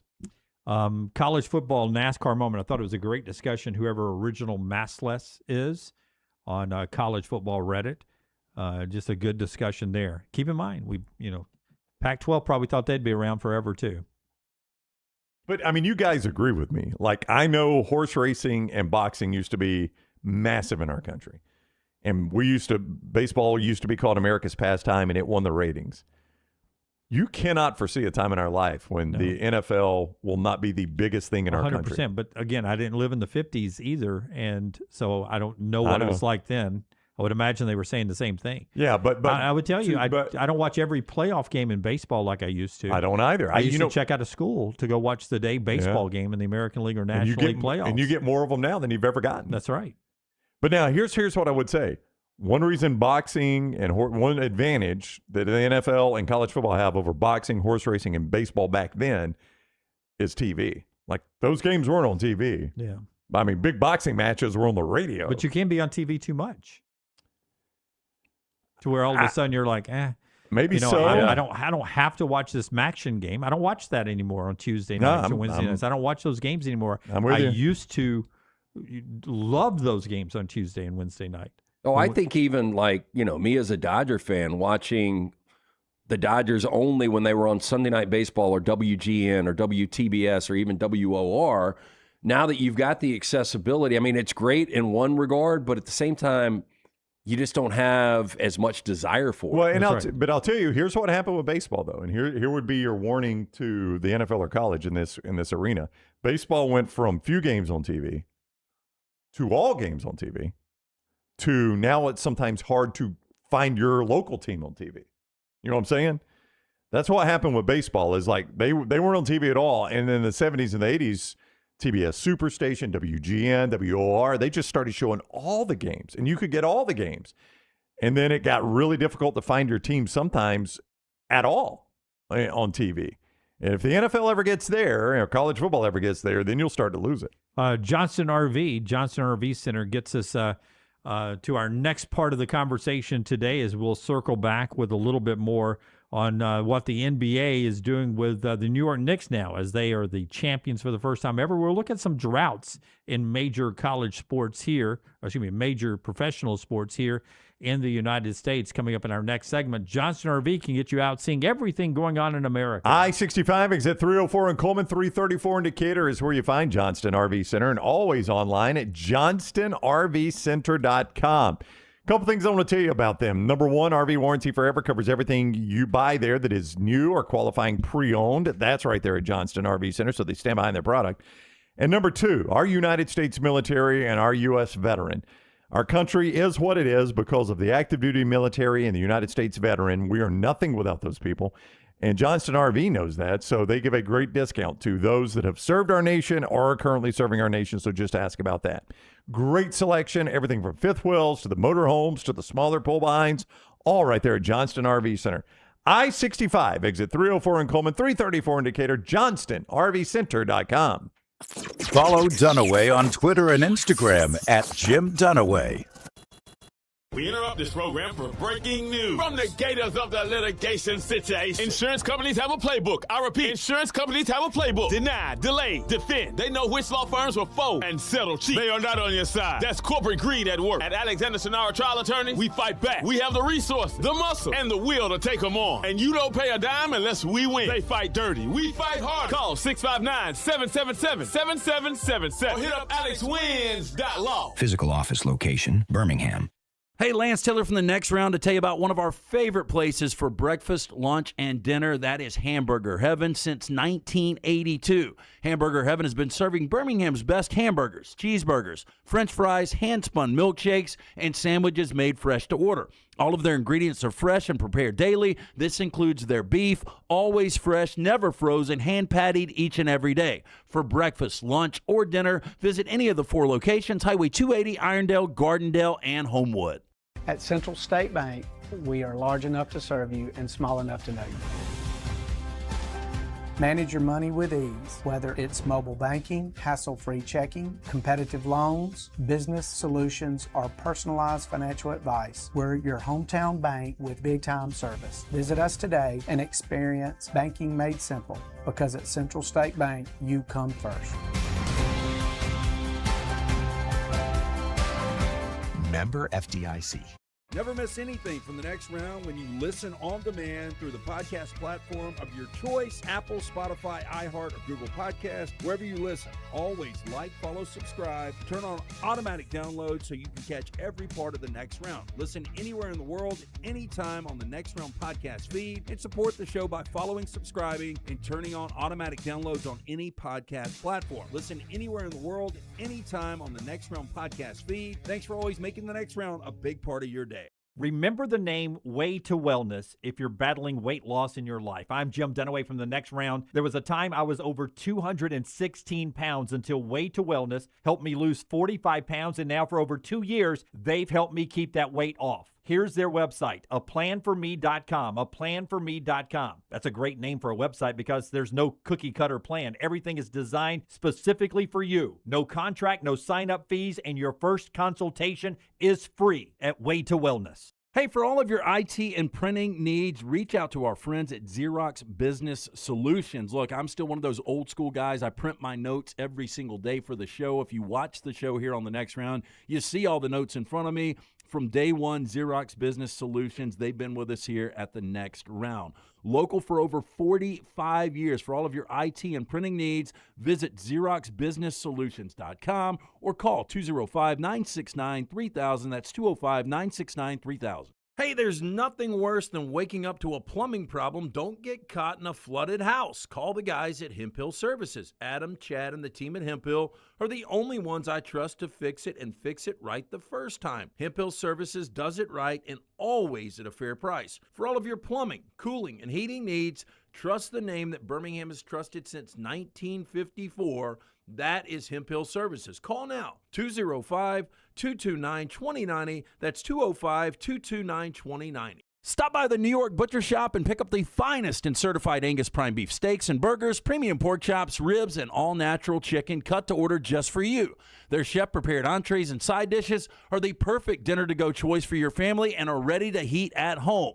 With a great selection of fine wines and desserts, the New York Butcher Shop is your one-stop dinner shop. 2 locations to serve you, Cahaba Heights and on Highway 119 in Greystone. The New York Butcher Shop, rare quality, well-done service.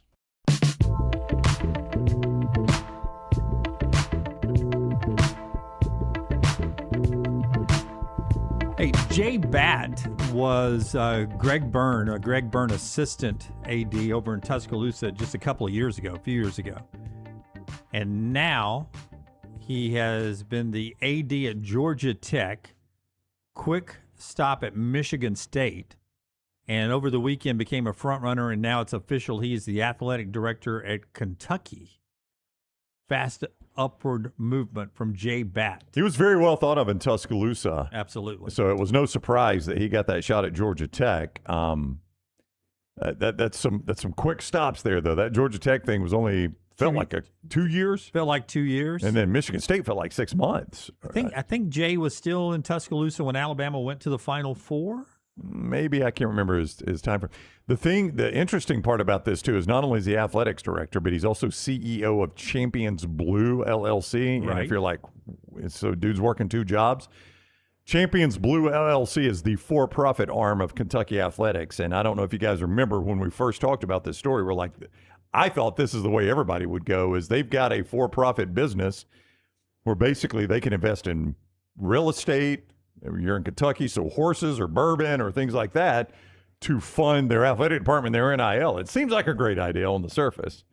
We'll see if it's a great idea for Kentucky. If their NIL is prosperous, we'll know. Let's talk about droughts that the Knicks ended theirs, some other droughts that have been ended, and who could end the droughts. Brought to you by our friends at Inverness Country Club, where Brownie got a chance to play in a member event this weekend. But did not win, Jim. We did not win the championship flight. You needed Hugh Freeze on your team. I regret to inform you, my partner needed Hugh Freeze. My partner drugged me around for 2 days, and I did not invest as much as I should have there. But we had a blast. Is that okay to say, hey, we had fun?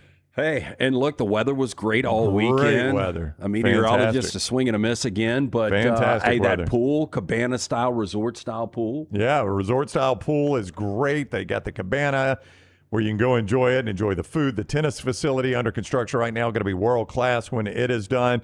The course is beautiful. The clubhouse is great, and great food inside. I mean, there is nothing not to like. But the best part about it, the absolute best part about Inverness Country Club is the people. The people are fantastic there. You can see more by going to ICCalabama.com or simply give them a call to set up a tour. 205-991-8608, 205-991-8608. Erin Hilliard is who will take you on that tour. She's a delightful person. You'll love hanging out with her. 205-991-8608. The best days happen at Inverness Country Club. First, the droughts. It was 53 years for the Knicks, 7 longer franchises between championships. Now, if you've never won one, then you're not on this list. Rangers, the New York Rangers in the NHL, they had a 54-year drought, so the Knicks were approaching that, but they finally broke it 1940 to 94. The New York move all the way to San Francisco Giants went 56 years from 1954 to 2010 when they finally won. Yeah, and then they started to rack them up at a pretty good rate.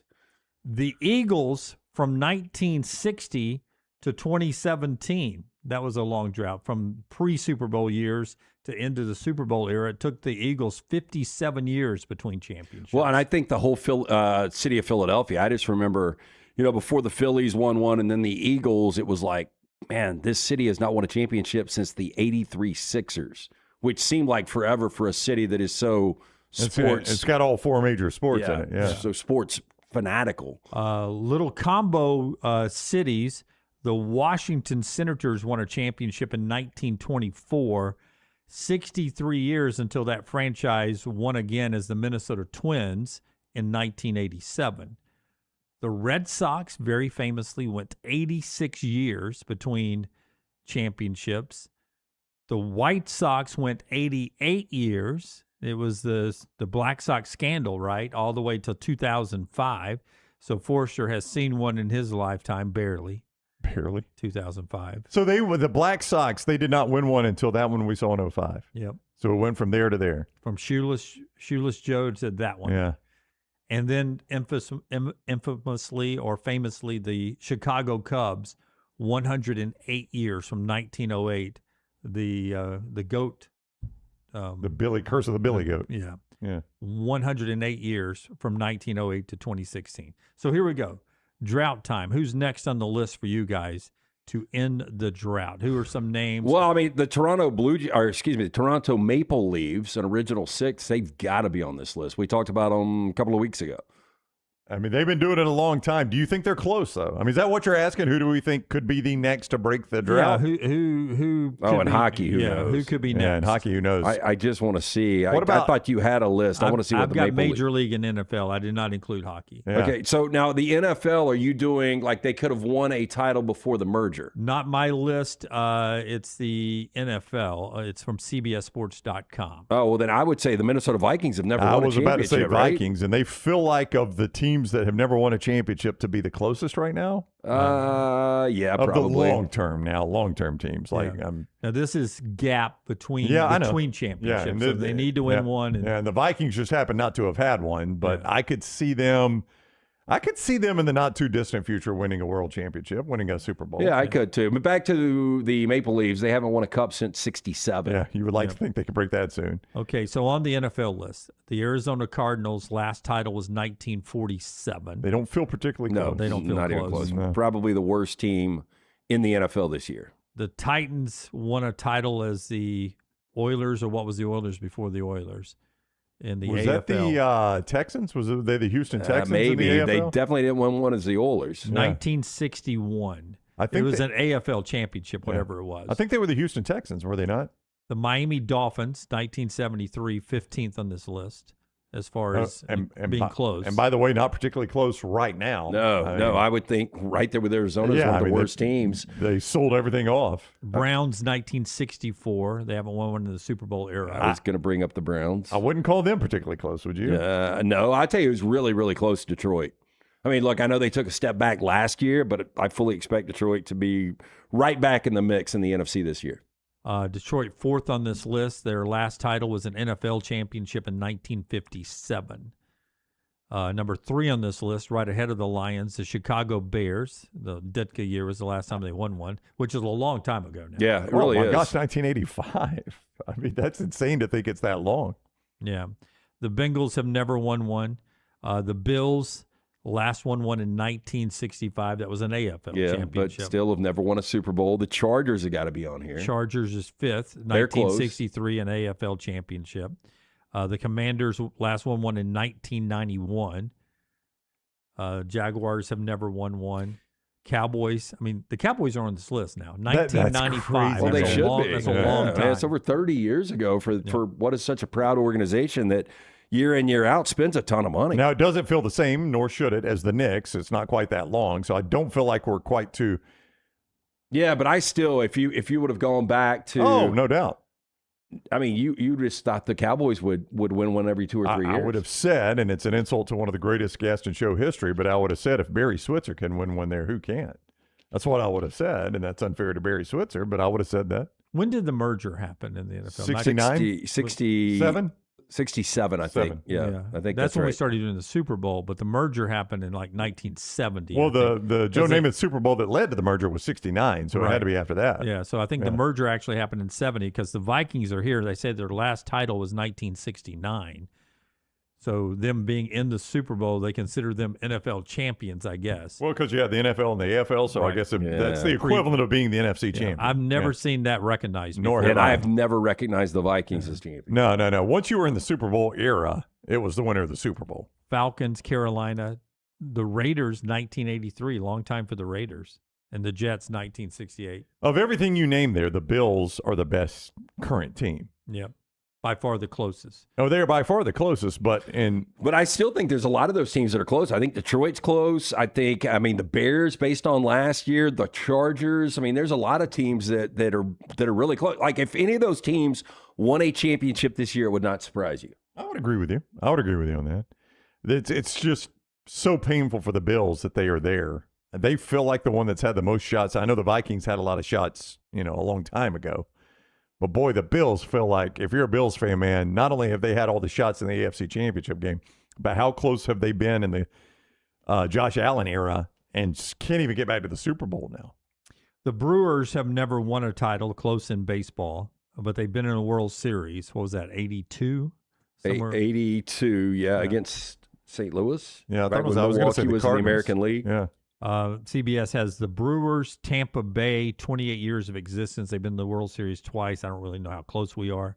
I've already prepared to be swept by the Dodgers starting tonight, late night. Forster's White Sox took 2-3 over the weekend. Congrats, by the way. Sure did. Yeah. Team Scott. It's crazy how good y'all have gotten. Yamamoto, though, man, that guy's crazy good. That's the one what the White Sox lost. Yeah, Murakami's pretty good while we're saying Japanese words. Well, he's been out for now 3 weeks. Still pretty good, though. They're doing all of this without their biggest bat in the lineup. Mariners, 49 years since they've won one. The Guardians / Indians and Padres are the closest in baseball, according to CBS Sports, to doing what the Knicks did. And here's Jalen Brunson on winning the championship. Remember, this guy could have made $113 million more, but he chose team success over $113 million. Tonight, we play like we won to go home champions. To finish the game, not to start the game. To finish the game, it means the world to me to go on that court with those guys. Whatever environment we're in, home or away, doesn't matter for us. Now that you're NBA champion, what's your message for people saying that you're not a 1A guy?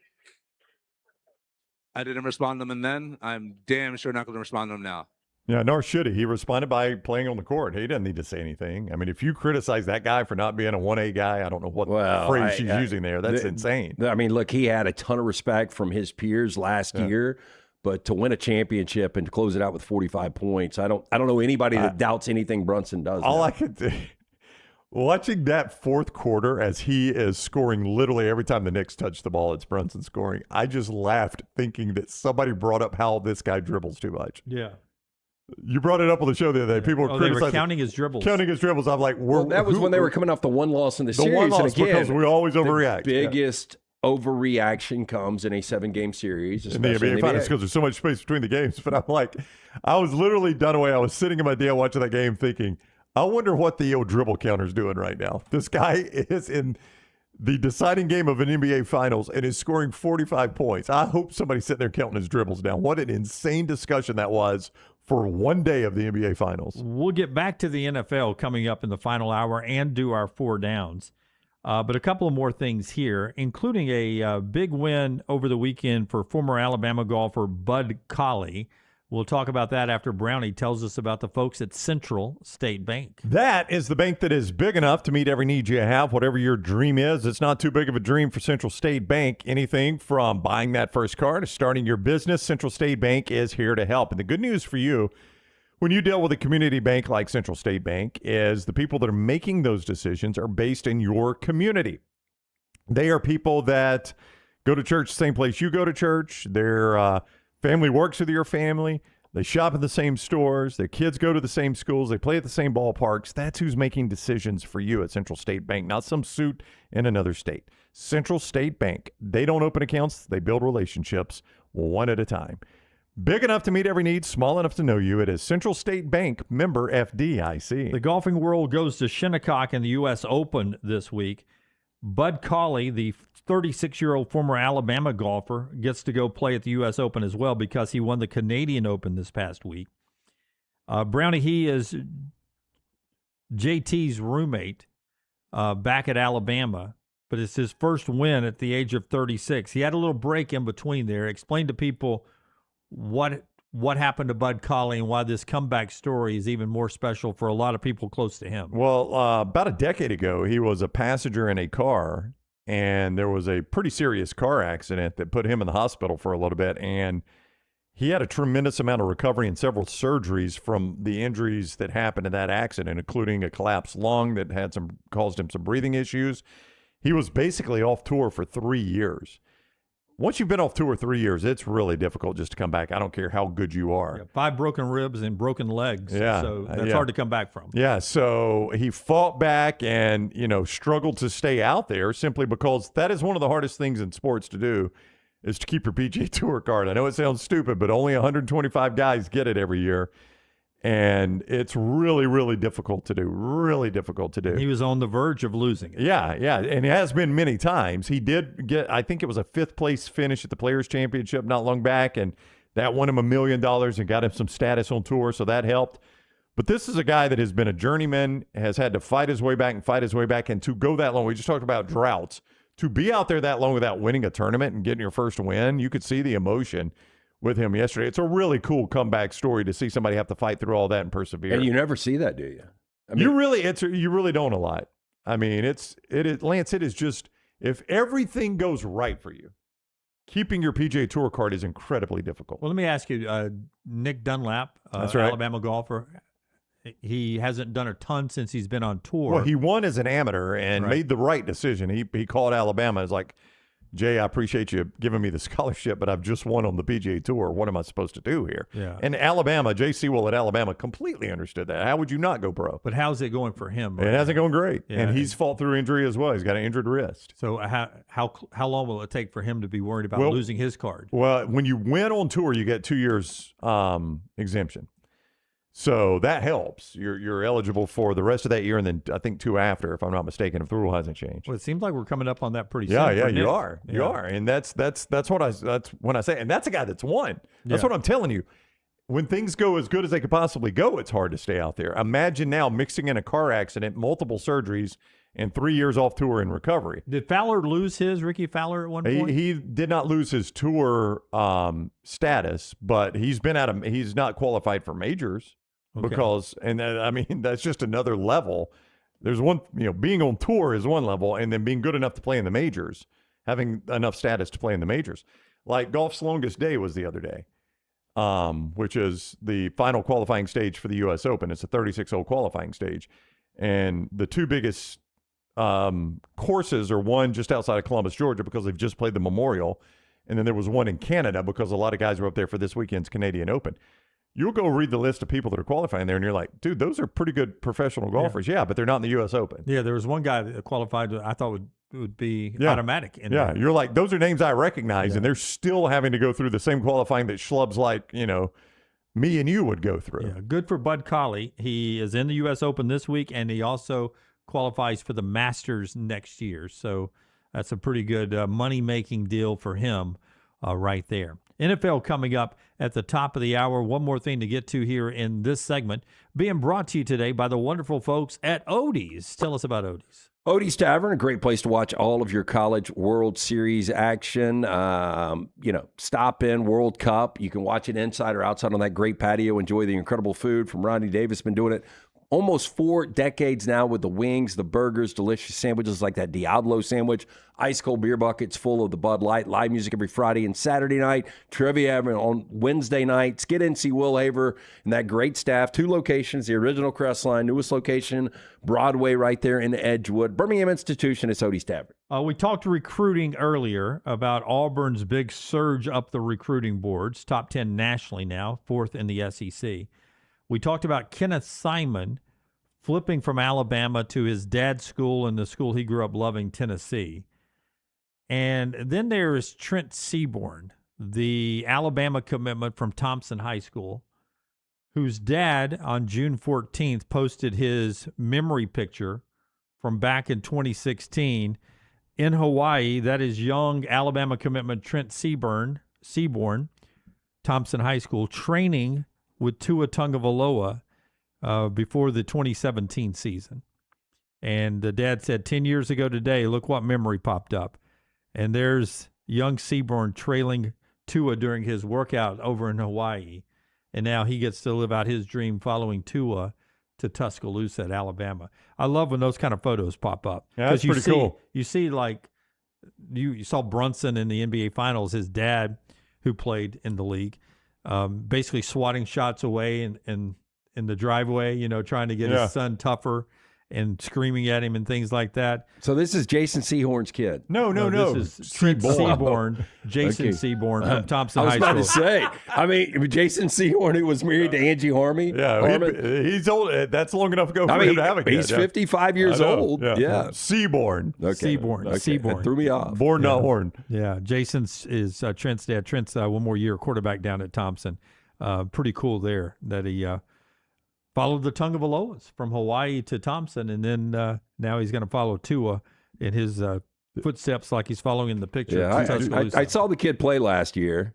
It was Oak Mountain against Thompson, and it was, I think, 35-0. It's a bit of a mismatch there. Yeah. The kid can play. He can play, and, Alabama has not stopped recruiting quarterbacks. And from what I can gather, and we're open book here, we don't follow recruiting. We report what what happens like today. But Trent's a 4-star, I believe. Forrester, I think, thumbs up. Brooks is nodding yes. Yeah. They got a 5-star. Elijah Haven, is that the name that just pops to mind? I think. But then, they've recruited heavily quarterback in every class. And from what I've read, it has not slowed him down any at all. Like, there were a lot of people when they kept recruiting, like, oh, the Seaborns are going to look other places. But I saw a story not long ago that, no, he's still committed to Alabama. And you got to love that, right? You want a guy that is not going to shy away from competition. Like, I hope Trent Seaborn thinks, I don't care who they sign. I'm the best quarterback they've got. But that's what you want your quarterback to feel. That's how you want your quarterback to feel. But here's your Phil Old moment of the day. Older than Jason Sehorn having a kid. UNLV signed a quarterback over the weekend. Our buddy Dan Mullen out there at Nevada, Las Vegas. Donovan McNabb Jr. Man, I can remember him at Syracuse. It's not just the Philadelphia Eagles. I remember watching him at Syracuse. Oh, yeah. And now his son is committed to play at UNLV. Donovan McNabb Jr. God, he was great at Syracuse. So he was incredible. I know. For Paul Pasqualoni. Yeah, Paul Pasqualoni. People forget how good those Syracuse teams used to be back in the day when Dwight Freeney was chasing quarterbacks down. I remember Donovan McNabb playing basketball for Jim Boeheim. And that was a difficult place to go play. Ask Auburn fans that went up to the Carrier Dome. I think that was just after September 11th, right? Yep. And, oh, wow, there's the photo.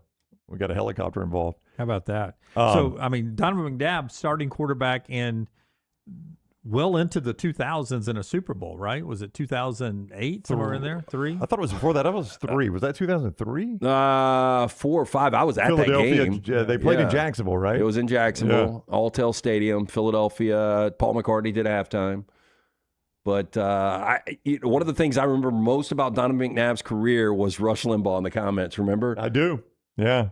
He became kind of the lightning rod for that whole Rush Limbaugh ESPN experience. Yeah. But I remember him as much at Syracuse, too, because that's become such a bad program. I think people forget when Paul Pasqualoni was there, and there was the guy before him. Oh, it was their legendary coach. Oh, you talking about Don McPherson? Don McPherson, yeah. I mean, those were dang good teams, and that was a really difficult place to go play. Do you remember the last team Donovan McNabb played for? Yeah, this is one of those. It was not the Eagles. It's all out of sight. Like we remember, like the Joe Namath sometimes and the O.J. Simpsons. No, Arizona Cardinals. Didn't he have a cup of coffee with the Vikings too? Maybe you could be right. I just remember him playing for the Cardinals. I thought that was it, but maybe he did. I mean, he played for the Cardinals, or he wore their uniform? Oh, he played for them. I'll tell you what, I did not watch much Donovan McNabb quarterbacking the Cardinals back then. I don't watch much Cardinals football. Yeah, that's true. They give you they get the late game a lot, and it's the milk game. Like 2% of the country gets it. If I'm watching the Cardinals, that means I have misclicked on my Sunday ticket. Hey, Brooks is right. So it was, and I was completely wrong. I remember it with the Vikings. It was Redskins 2010, Vikings 2011. So it wasn't Cardinals at all? I was about to say, I do not Yeah. remember watching it play a Cardinals game. Yeah, but when Brooks said Vikings, I was like, I remember. Yeah, I can remember him with the Vikings. Yeah, he was there with Christian Ponder after he got picked in the first round. Yeah, he was the old, let's bring a veteran in to bring up the rookie. And that didn't work. It did not. It did not. One more hour to go on the show that's being brought to you today by our friends at Urology Centers of Alabama. Guys, prostate health impacts 1 out of every 8 American men. Stay on top of your health. Early detection can save your life. Go to urologycentersalabama.com, urologycentersalabama.com. And when it's time, call this number to make an appointment, 205-930-0920. Don't delay those. So many things that Urology Centers of Alabama can help you. Prostate health, the kidney stones, everything in between. They handle testosterone and hormone treatment for men and women, and every other urological need for men and women as well. Check them out online, urologycentersalabama.com, 205-930-0920. Follow LT on Twitter at @TheLanceTaylor.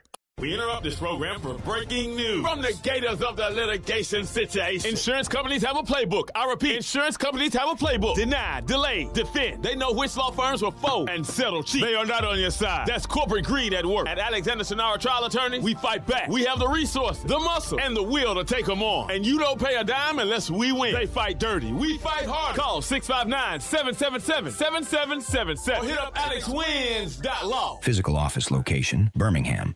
Hey, Lance Taylor from the Next Round to tell you about one of our favorite places for breakfast, lunch, and dinner. That is Hamburger Heaven since 1982. Hamburger Heaven has been serving Birmingham's best hamburgers, cheeseburgers, French fries, hand-spun milkshakes, and sandwiches made fresh to order. All of their ingredients are fresh and prepared daily. This includes their beef, always fresh, never frozen, hand-pattied each and every day. For breakfast, lunch, or dinner, visit any of the 4 locations, Highway 280, Irondale, Gardendale, and Homewood. At Central State Bank, we are large enough to serve you and small enough to know you. Manage your money with ease, whether it's mobile banking, hassle-free checking, competitive loans, business solutions, or personalized financial advice. We're your hometown bank with big-time service. Visit us today and experience banking made simple, because at Central State Bank, you come first. Member FDIC. Next Round shirts, Next Round hoodies, and Next Round hats are all in one place. NextRound.store. Find your favorite piece of gear from your favorite show and put it in your rotation. You never know. You might be in one of our videos showing Next Round gear being worn all over the world. Find all your favorite Next Round gear by visiting NextRound.store. Place an order for you and that big Next Round fan in your life at NextRound.store. Look your best at work, at school, at the stadium, or anywhere you go wearing Next Round gear from NextRound.store. Stop by the New York Butcher Shop and pick up the finest in certified Angus prime beef steaks and burgers, premium pork chops, ribs, and all-natural chicken cut to order just for you. Their chef-prepared entrees and side dishes are the perfect dinner-to-go choice for your family and are ready to heat at home. With a great selection of fine wines and desserts, the New York Butcher Shop is your one-stop dinner shop. 2 locations to serve you, Cahaba Heights and on Highway 119 in Greystone. The New York Butcher Shop, rare quality, well-done service. Storm season is here. Make sure you have a plan of action in place right now. Greg from Pell City and Storm Restoration Roofing should be your first call when storms hit. Insurance companies love working with Storm Restoration Roofing because of Greg Nelson's name and reputation in the industry. When storms hit, call Greg Nelson. He's local, 205-542-3531. He's the home of the free no-cost roof inspection. Greg from Pell City on Facebook, 205-542-3531. 3531. It's Storm Restoration Roofing. Hey, there's nothing worse than waking up to a plumbing problem. Don't get caught in a flooded house. Call the guys at Hemp Hill Services. Adam, Chad, and the team at Hemp Hill are the only ones I trust to fix it and fix it right the first time. Hemp Hill Services does it right and always at a fair price. For all of your plumbing, cooling, and heating needs, trust the name that Birmingham has trusted since 1954. That is Hemp Hill Services. Call now, 205-229-2090. That's 205-229-2090. Hey, for all of your IT and printing needs, reach out to our friends at Xerox Business Solutions. Look, I'm still one of those old school guys. I print my notes every single day for the show. If you watch the show here on the Next Round, you see all the notes in front of me. From day one, Xerox Business Solutions, they've been with us here at the Next Round. Local for over 45 years. For all of your IT and printing needs, visit XeroxBusinessSolutions.com or call 205-969-3000. That's 205-969-3000. Jim Dunaway, Lance Taylor, Ryan Brown. The Next Round, presented by Bud Light, is on now. 4 downs in this hour, trash later on as well. We'll also do some buy and sell of NFL coming out for their mandatory mini camps. We'll get to that. Everyone's still reacting to the Knicks and Carolina wrapping up the professional championships over the weekend and Team USA winning on Friday night in the World Cup performance there. In that match, by the way, Hoover's Chris Richards was 83 of 83 in passing. He completed every one of his passes. I thought Tyler was going to put that in perspective. Put that in perspective for me, Tyler. So basically, he had a perfect pass completion rate, and it's also the most passes in a World Cup match, I believe, to achieve a perfect completion rate as well.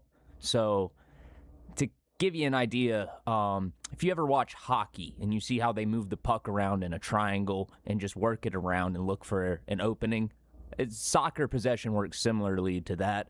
So that's a lot of passes that have to be pinpoint precise so nobody jumps onto it. So it's the most passes ever to have this perfect of a number. Yeah, it seems like a lot. Yeah, I was 83. I mean, well, just sitting back watching the World Cup, it just doesn't go that smoothly all the time. 83 of 83, the most at a 100% rate in World Cup history. Is this also indicative of what I was talking about, that they're passing that much, shows that they're more of an attacking style, Tyler? It shows that we're moving away from what was traditionally the American style, where you wouldn't really see a whole lot of possession. You would see a lot more through balls, a lot more just focus on striking, and I think it just speaks to the level of talent we've got this year, because I would argue that this is the best American national team in my lifetime. You know who can play is Antonio Freeman's kid. Yep. That kid, that guy Alex Freeman. Alex Really Freeman, good, that guy can play, man. Look, I'm not a big soccer guy. That was the best United States has ever looked in my lifetime. I thought Balogun is going to be a star too. He's so photogenic, charismatic on camera. 2 goals, getting the brace there. But I do like this style a lot better than the. It feels like we used to just dump it and chase it down instead of passing it the way we do it. We used to dump it off to Josie Altidore, having him up top, because he was just so fast. He would outspeed anyone's back line. Now, give the second half of that stat you just gave about that guy scoring 2 goals. This blew me away this morning. The brace? Yeah. No, Dunaway learned a new phrase this morning. He's trying to sound smart with brace. I didn't know that. That means 2 goals in one game. Balogun's 2 goals. Listen to this. Makes him now 5th all-time in American goals scored in World Cup history. Is that true? Yes, he had 2. He's 5th all-time. We haven't had that many stars. I mean, if that doesn't How did we not pay Pele to play for us? I don't know. We did, just in the NASL. Hey, what are the rules for that? Because watching Japan, they had a black goaltender. Yeah, he's actually American, born of Japanese mother and a dad. Was it from military Chad. or something? Yeah. Well, we had a guy who's... No, it's Balogun. But I've just never seen that. German? Is he the guy that could play? He's Nigerian. No, we had one that was German. I think a U.S. service member, and a German female had a child together, so he's a United States citizen. But he could also play for Germany. He had his choice, and he chose to play for the United States. Dual citizenships. A guy I grew up with, his brother was getting called up occasionally for the U.S. national team and like the under-20s, and because their parents have citizenship in America and Puerto Rico, they got to choose who they wanted to play for. So they got one kid that declared for America and one kid that declared for Puerto Rico. Now, somebody tell me about this old boy that's coaching us. Is he an American? Not that I care. I just want the best coach. I don't care if he's American. I do not think so, Tyler. It's got a name that does not sound very American. I forget where he's from, but he is not American. Okay. I don't think we've ever had an American coach, have we? Yeah, I thought. Yeah, Herb Brooks. I'm telling you, the soccer the last few times, I don't think so. Maybe not the last few times, but we had a German guy before this, I think. Oh, yeah. He is Argentinian. Okay, I'm fine with that. I think you go where the best coaches are and you get the best coach. That's right. I don't care if he's an American or not. Yeah, if I'm having surgery, I want the best doctor. That's right. I don't care. Did you grow up in Alabama? No, that's okay. Now, old boy was dressed again like he was going to sing at halftime. I mean, that's another thing I texted Dunaway is like the variation in coaching attire is greater in in national soccer than anywhere. I just thought it was so entertaining. Like their guy had on a suit. Had a blast watching that. It was fun. Yeah. Katy Perry lip syncing or not? Did you see the song she sang with the young kid to kick off the World Cup? It's Katy Perry, so I assume so. Yeah. If she not, didn't go to space and she doesn't sing. If that kid, if that little boy hit those notes live in the stadium, good for him. I mean, that was pretty cool. Dan and Shay lip syncing on the national anthem. I think they were singing. I don't know. That was an odd choice for the national anthem for me. That's a good anthem, though. Did Wemby cross his arms? It was soccer. It was okay. This hour brought to you by our friends at Champy's World Famous Fried Chicken, champyschicken.com. The Americans play again. Day game, right? 2 o'clock next Friday or this Friday in Seattle? Well, it's an early start in Seattle. Maybe it's a night game. No, it's a day game. I was looking earlier because I thought the same thing. I'm like, why would you start that early in Seattle? Yeah, I know we got one day game. I don't know if it's this one or the next one, but Brown seems to be backing me up. It's a day game. Champy's Chicken's a great place to go watch the World Cup. And college football, when we get to that, is perfect tailgate food right there on Highway 119 in Alabaster. Sterling and the folks right there, good old Americans. They'll be cheering for the red, white, and blue whenever they're playing. The Mississippi Delta recipe tamales and the hand-cut chicken fingers, you know it's good because we've been telling you for years. If you've never been, it's a destination lunch location. Go check it out, champyschicken.com. 2 o'clock, Fox, Telemundo, and Peacock, USA, Australia on Friday. 2 Central? 2 Central Time, because that's a quadruple header, by the way, on Fox that day.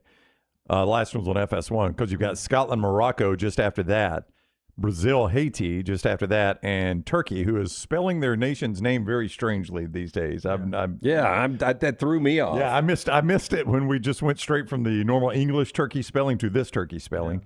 Yeah. And Paraguay, that's the nightcap. That's on FS1. That's the late game.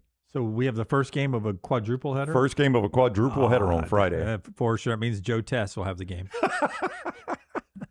Can't wait. It's a joke. He will not. The old boys that did the broadcast in L.A., though, they flew overnight, cross country, and they did the big game in the Meadowlands the next day. Because they were teasing it. They're like, don't forget, tomorrow here on Fox from New York, we'll have whatever game it was. I think Brazil and Morocco. Brazil and Morocco. Yeah, and they're like, we'll be there. You heard me right. We'll be there. Because I even thought then, like, Morocco sneaky good again. Man, that's a haul. Mm-hmm. Yeah, Hakimi, their right back, is one of the best defenders in soccer right now.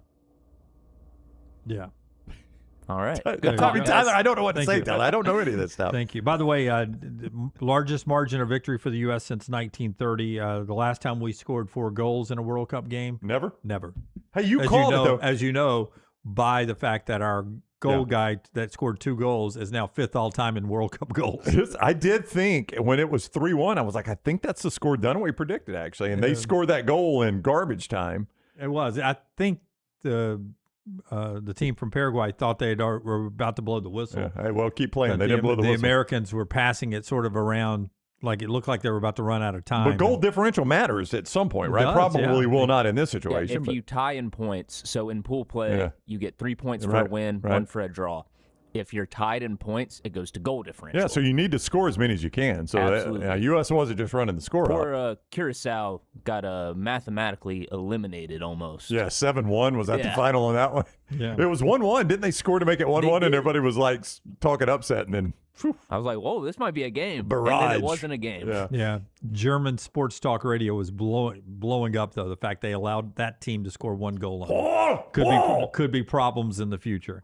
Way more World Cup than maybe you wanted, but we're fired up about it. Just a great opportunity to sit back and enjoy some great sports until we get to SEC Media Days. This will just blend right into SEC Media Days over the next month of time the Americans play on Friday.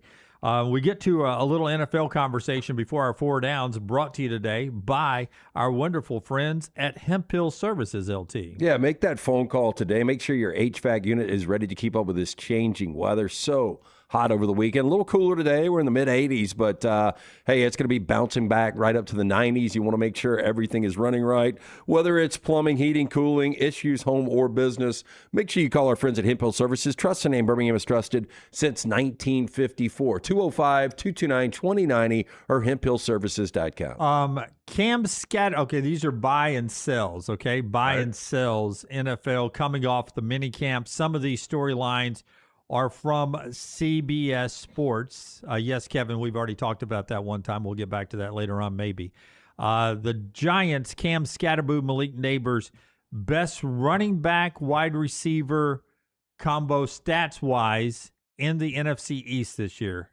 Buying or selling that Scatterboo and Neighbors could be the best running back receiver combo in the NFC East this year. I am not buying that. Who would you go with? I would probably right now still go with Jalen Hurts, Devontae Smith, and Saquon Barkley. Okay, that's a good trio. I'll give you that. Yeah, and then, the thing with the Cowboys is, you don't necessarily trust a running back in that situation, but Dak's going to put up numbers. Javonte Williams was their guy last year, and he did go over 1,000 yards, but you're going to get the split between, I would think, Pickens and CeeDee Lamb. Yeah.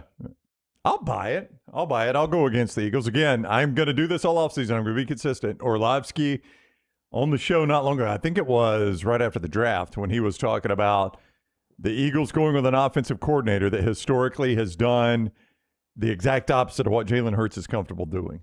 So I'm going to say Eagles offense, a little bit of a mess, so I'll go Giants. Yeah, so what are they saying, though? That was a catastrophic injury for Scatterboo last year. Like, when is he expected back, though? Both he and Neighbors expected to be back, ready to go for week 1, coming out of minicamp. Pretty incredible. Yeah. Sports medicine, getting really good.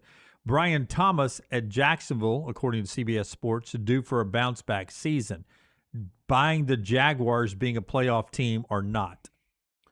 It would be hard to go from first to completely out, but we see it all the time in the NFL. Somebody wins that division every year, Lance. Yeah, you just wonder, Trevor Lawrence, who had a really good season last year with over 4,000 yards, can he replicate that? I am going to say that the Colts and the Texans are better than the Jags, so I'm going to say that they miss the playoffs. Yeah, I think I'll take the Texans.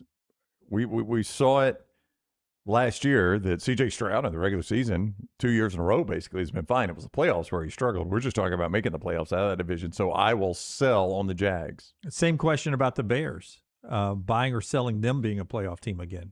Tough division. Very tough division because I think Detroit is the most talented team. People love Green Bay this year, but Micah Parsons, that injury, you saw once he went out that they didn't have that closer on defense. So that really affected them down the stretch. I think the Bears are still a playoff team just because of Ben Johnson. Year 1, you saw the impact he made offensively. I don't think Caleb Williams is going to regress. So I'm going to say the Bears are still a playoff team. Yeah, I think I'll buy that too. I think I'll take the Bears in the playoffs. J.J. McCarthy never starts another game for the Vikings. Buy or sell? You got an injury history with Kyler Murray. Yeah, I'll sell that because not only the injury, but Kyler sometimes, he can play great, but he's so inconsistent. I do think he's going to be much better under Kevin O'Connell, but I don't think they're going to flush JJ yet. Or let's not forget he was a first-round guy just 2 years ago. Yeah, I'll sell on that. I do think, and I think you would agree with me, Murray's going to be the starter. Yeah, week 1, but I don't know that he can survive an entire year, so I'll go J.J. McCarthy. Yeah, look, and if things aren't going great for Minnesota and they're out of contention, they're probably going to play some J.J. Yeah.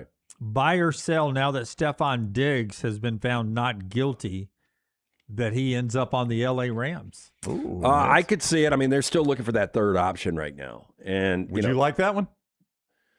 I mean, I would think that he's a distraction. I mean, that's kind of what the Patriots and Vrabel told you last year, but he was a distraction that got to a Super Bowl.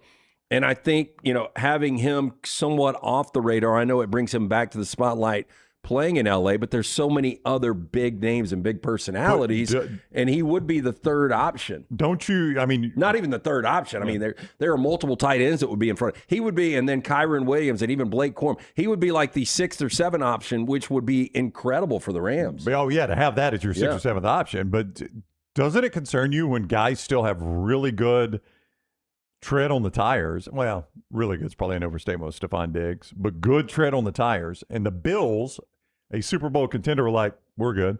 And then the Patriots, to your point, went to the Super Bowl, and they're like, we're good. I mean, doesn't that start to worry you a little bit? It's got to. Well, he was facing off the I get it. trial. But they could have stood beside him. I think the Patriots would take him back, maybe. Maybe. Yeah, maybe. I mean, look. But if they don't, that should tell you everything you need to know. They didn't have any weapons last year. Yeah. Yeah. That's a little NFL buy and sell. By the way, George Pickens did make it to Cowboys camp, even though he's trying to work out a new deal there with the Cowboys. So he's at least showing up at camp, yes. Nick in the chat says, I feel like the Rams will go after Tyreek Hill rather than Diggs. Now, there's an interesting option for you. Do you like Tyreek Hill? Now, you don't know what he's going to be. You talk about catastrophic injury. That was a catastrophic injury. I mean, the one thing you would get from Tyreek, Puka's not a deep threat. Devontae Adams really isn't the deep threat that he was. And, putting Tyreek in that offense would be, I don't know. Lance, he played with a quarterback in Miami that couldn't even throw it deep. Couldn't even throw it deep, and look how much he stretched the field. As we head to trash here, Brownie, before you tell us about Central Alabama asphalt, just a nutshell again, Kevin and a couple of folks about the Big 12 filing the lawsuit against Texas Tech. People want to know what that means. What do you think this means? Texas Tech, they were named as defendants, which is going to be – it's going to stand out when one conference files a suit and the team in their conference name is defendants. Basically, all this suit was, from what I can gather, is that they are trying to get injunctive relief, the Big 12 is, that allows them to enforce their rules in the state of Texas. Their argument is basically, we're enforcing our rules in Oklahoma, we're enforcing our rules in Ohio, we're enforcing our rules in West Virginia. We've got to be able to enforce our rules in every state where our teams play, or we can't effectively do business as a college athletics conference. So basically, they're trying to get a judge to overturn what Ken Paxton, who is the state attorney general, got pushed through and basically said, hey, state of Texas, we're not going to let the Big 12. You will face you'll face us if you try to suspend them or sanction them in any way for playing Brendan Sorsby. So basically, this is the Big 12 fighting back saying that's not right. If we're going to be a conference, we've got to be able to enforce our rules in all the states in which we operate. The SEC and the Big Ten would have no interest at this point. In what? In Texas Tech. But if you're the ACC, would you reach out to the billionaire guy and say, look, if you're not happy with the Big 12, the way they're doing business, come to the ACC? We've already got a team at SMU. Now would be a horrible time because of the gambling thing. Interesting. Yeah, I mean, it's not the best timing, but it's an interesting thought. But that's the only concern is if Texas Tech gets upset with the Big 12, they leave your conference, but there's nowhere else to go. Well, I mean, there's no appeal for Texas Tech. But I do like, if I'm the ACC, I like having a billionaire on the roster, don't you? Yeah. A billionaire that likes to spend on football, because that could benefit the entire conference. Yeah, or it makes the price of business higher in the conference. I don't know if you'd want him in the league. Yeah, I mean, with any of those other members, not that necessarily, well, it would matter. I mean, are they going to want Texas Tech in there? Yeah. No. I mean, if you're already struggling to compete financially, you wouldn't want the billionaire to be there spending his if money. you went to Dabo Swinney right now, we're like, hey, Texas Tech's going to come to your league. What do you think he would say about that? It's already hard enough with SMU and their money. Yeah. No, thank you. No. Texas Tech gets in a super league if we ever go to that? Can you buy your way in? I mean, the two big sports, I mean, they are really, really good, both football and basketball. Yeah. I mean, it is a sneaky good program right now. And some of it is because they got a billionaire behind them. But to Lance's point, we forget how good their basketball program can be. Yeah. But money's involved there too. Oh, it is, but I mean but you can't say money's not involved in North Carolina and Duke. No, it's involved everywhere. Yeah. I'm just saying that. So I'm not just going to write them off because they got a billionaire, you know? All right, let's get to our 4 downs today. Tell us about Central Alabama asphalt. So as you are out riding around the beautiful roads of our great state of Alabama, like the German cat was the other day, Freddie, people still, J.J. Watt gave him a hotel room, he says. Yeah, he's going to get a meet and greet with Ella Langley. But it's weird that he does all the photos and he covers his face up. I don't know what's going on there, but people are still debating that this German is not a German. But anyway. So his Twitter profile, like when it shows the location of where the account is from, it says Germany. And it's based on your IP address when you create the account. There you go. There's not really a way to fake it that I know of, unless you have like a VPN going at the time. I think people are just being too cynical. I think he's from Germany. I still believe it. And he rode the roads of Alabama, and he saw some construction there. He saw some construction. And when he saw it, he was probably seeing our friends from Central Alabama Asphalt and Construction doing the work. Major state, federal government, and municipal government roadway projects across Central Alabama. A lot of times that's who you're seeing doing it. And that may tell you they don't have time for your smaller job, like a parking pad or a driveway or a parking lot for a church or a community center or something like that. You could not be more wrong right now. They've got an entire division based on those jobs. What? You're about to go to that politician. You could not be more I wrong. cannot be. You cannot be. We cannot be further from smooth roads. Same crews, same quality, same no excuse standards. That was John McCain. He was running for president. For an estimate, jobs big or small, 205-349-0910, 205-349-0910, or centralalabamaasphalt.com. First down. I could not agree. You could not disagree with me more. God, that was so awkward. You could not be more wrong. I could not be more right. Who wins a championship first, Victor Wembanyama or the combination of A&M, Texas, or Texas Tech in college football? Well, I mean, honestly, as much as we talk about Texas Tech, I think you're wasting a spot having them in there. I don't think they're ever going to win a national championship. I would have said the same about Indiana. I know. Yeah, I know. I'll take the Texases. I think I will too. I mean, you maybe waste a spot with A&M in there. I don't know that they'll ever win one. I believe this is Texas tough. will. I mean, I do think that this is going to groom Wemby for his next step. Well, how does he react to this? Yeah, I mean, the Spurs are a really, really good organization. Yeah, how does he react? First of all, he's French, so there's a tendency to quit. Wow. Yeah. No, I'm telling you, and I think you guys would agree with this. He is going to be the most hated man in the NBA. But he's also 22, so he's got some maturing he can do. Yeah, I mean, but I think we forget that he's 22, and you're still fairly immature as a 22-year-old man. No, there's no doubt. But I do think that being French hurts him. I do think the way he did act in these finals has hurt him. I think the biggest thing that hurts him, though, is what I brought up earlier. He's too slight. If they're going to let him bang on him like that, they are just going to continue running him. And he did not react well to that. He's got to figure out a way to deal with a Karl Anthony Towns, because guess what? Every NBA team he's going to play in the finals is going to have a Karl Anthony Towns. Karl Anthony Towns is not an all-star NBA player, is he? Yeah. Okay, he is? Yeah, he is. Okay. Yeah. I could not be more wrong. You could not be more wrong. I will take Wemby over Sark. I can't see A&M or Texas Tech winning. I saw his jersey on the Statue of Liberty. Yeah, there's a reason why Brunson left $113 million for them to get him. I would say this, though, as I know nothing about the NBA. You think I do? I don't think the Knicks will win another one with this group. You know what I'm saying? I would agree. I mean, look, there's nothing outside of Cat, and I know Anobi. I mean, that's great. And Josh Hart, back to y'all talking about those guys earlier. But outside of Cat and Jalen Brunson, I mean, there are no superstars. So I think you could sell me on this group of the Celtics never winning again. You could sell me on this group of the Thunder never winning again. I mean, you can start bouncing around the league. The Joker not winning another one again. So Giannis only won one. My question is, who's good?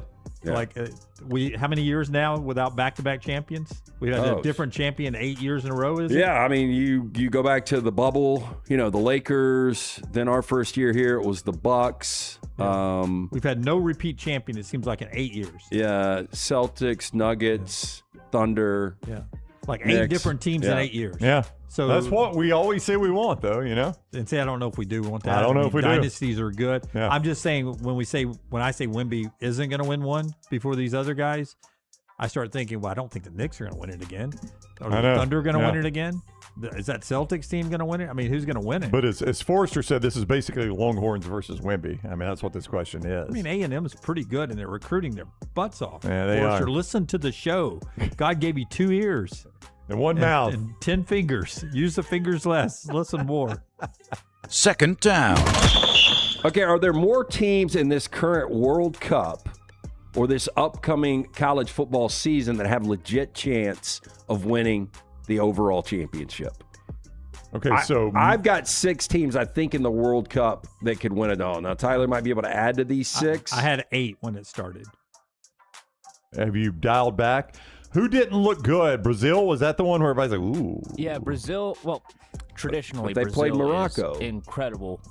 Yeah. It's just not the same Brazil team of like my childhood. There you go. So Brazil's down. Okay, but you still, like, if I we're would going... still give them a chance. Yeah, of winning. Group A, like Mexico ain't got a chance. Group B, there's nobody in Group B that could win it. Group C does have Brazil. I don't think in the Americans group. So the United States did not sell you the other night. No. So you're writing that No. off as Paraguay Yeah. as being Germany definitely can win this whole thing, right? Oh yeah, Yeah. of course. I think Spain definitely. France definitely. I think Norway could win it. Is that crazy? Norway's got Erling Haaland, who is a fantastic player, one of the best players in the game right now. So yeah. Argentina, Portugal, and England. Actually, that's 7. England has no shot. Wow. England will choke it away, even though they have they a always do. very great team. They Okay. will. Okay, but surely you would choke give it me away. that England coming into this season would be like the Georgia Bulldogs, though. Like, I mean, I'm just talking about talent-wise. Oh, I mean, they are talent-wise, one of they the could top absolutely 5 pull it off. talented teams. I picked Portugal before it started. Netherlands, you didn't mention them. Well, didn't they have? They had a draw. Is that Well, a it was surprise? against Japan. though? Japan's sneaky good, too. Okay. Yeah. Okay. They needed a result. Yeah. And they got it. I mean, the Netherlands are good. I don't know if they could win it all, but you could put them in the Did you mix. say France? Is France not? in Yeah, I this? put France in Okay. there. France has a chance. A lot of people are saying like, "Oh, look at the U.S. People are getting swept up by the hype, thinking we could win this." So that's a no. I'll need to see more from Okay. them. Well, we don't play another good team till we get in the knockout round. I mean, Australia's, I mean, from what they say, I mean, what they did to Turkey, very They're athletic, not as good aggressive. not as good as Paraguay. Not as good as Paraguay, but I would agree. I thought Paraguay's better than I do Australia. too. I think Lance is underselling Paraguay. Yeah, I'm more. The result there was Australia was better than Turkey. Turkey underperformed for me. Yeah. yeah. Earlier you did like a college football comparison to Yeah. help explain this. I'm gonna do a movie comparison. So the Americans' first game was like the Superman movie that came out last year. Okay. We had been in such a drought where that movie felt Anybody like wanted such it, a yep. breath of fresh air. That's right. And everybody's like, "This is the greatest ever. This is going to be like one of the best film franchises ever." And a lot of other people are saying, "Wait, hold back. But we need more data. We need more. Okay. We need them to prove themselves more." Okay, I'm with you on that. So you said 7? I think 7. I think 7's the number. Okay, so look, Indiana, can they? Yeah. Miami? There's more in college football. I think so too. Yeah. Yeah. Oregon, Ohio State, Georgia, Texas. Yeah. there's- Alabama, no, Texas. You'd be done. There's more. You can there's almost more go football. 7 in the SEC. Yeah, I think that's a little high. Yeah, that's probably high. Yeah, Notre but- Dame. Yeah. No, there's more in Yeah, college more football, in college remarkably, football. and we haven't been in that world in a very long time. Third down. Okay, let's get into celebrity birthdays here. Courtney Cox is 58. The hell did I learn? No, she's older than that. 60. Courtney Cox is 62. Helen Hunt is 63. Better career, Courtney Cox or Helen Hunt? Helen Hunt was better in movies, right? Yeah. I mean, she won a Best Actress. The answer here is Helen Hunt. I would agree. Also success on Mad About You television series. Not Friends success, but was very popular. I think followed Friends. Oh, yeah. But I mean, she probably, made millions and millions. Probably, obviously not to the level of Courtney Cox with the deal they got with Friends, but Mad About You critically. Oh, it was a huge, that was a hit. But Twister, the movie with Jack Nicklaus where she. As Good as It Gets, where she won Best Actress. Yeah. Helen Yeah, Hunt. I think it's Helen Hunt. I think Courtney Cox, obviously a better TV career. Helen Hunt, good TV career, good movie, well, a movie career that Courtney Cox never had. Don't undersell Courtney Cox in movies. Well, tell me, give me one. I Don't give know me the Scream I know franchise. you guys aren't big Scream Okay, fans. I mean, it's but Scream. It's a $1 billion franchise. Okay, but a lot of things make a lot of money. Scream is more credible than Twister. Yeah, easily. I would give you Scream's that. Such a much better I movie. watched But the, she doesn't have an as good as it gets. I watched the new Twister. Have y'all seen that one? Terrible. Twisters. Twisters. Yeah, I watched that. Yeah, you won't watch Jurassic Park, but you watch that shit. Well, they were talking. I gotta agree with LT No. here. Let me tell you why. I watched the other genre version of that one, the Blank Twisters. Remember they used to take names and twist them? They were talking about tornadoes at school, and Hallie's teacher recommended that, if your parents will allow you, you could watch the new movie about tornadoes. I watched it with my daughter. I would not Very have, educational. I would not have sought out Twisters or Twister 2 or the original Twister. I watched it for my daughter. So they weren't. If they were talking about dinosaurs, maybe watch Jurassic Park. Did they allow your kid to watch Sharknado for credit too? They did not. Well, it wasn't for credit. She was just like, hey, if you further like tornadoes, yeah, and typhoons. You want to How learn more about Sharknado?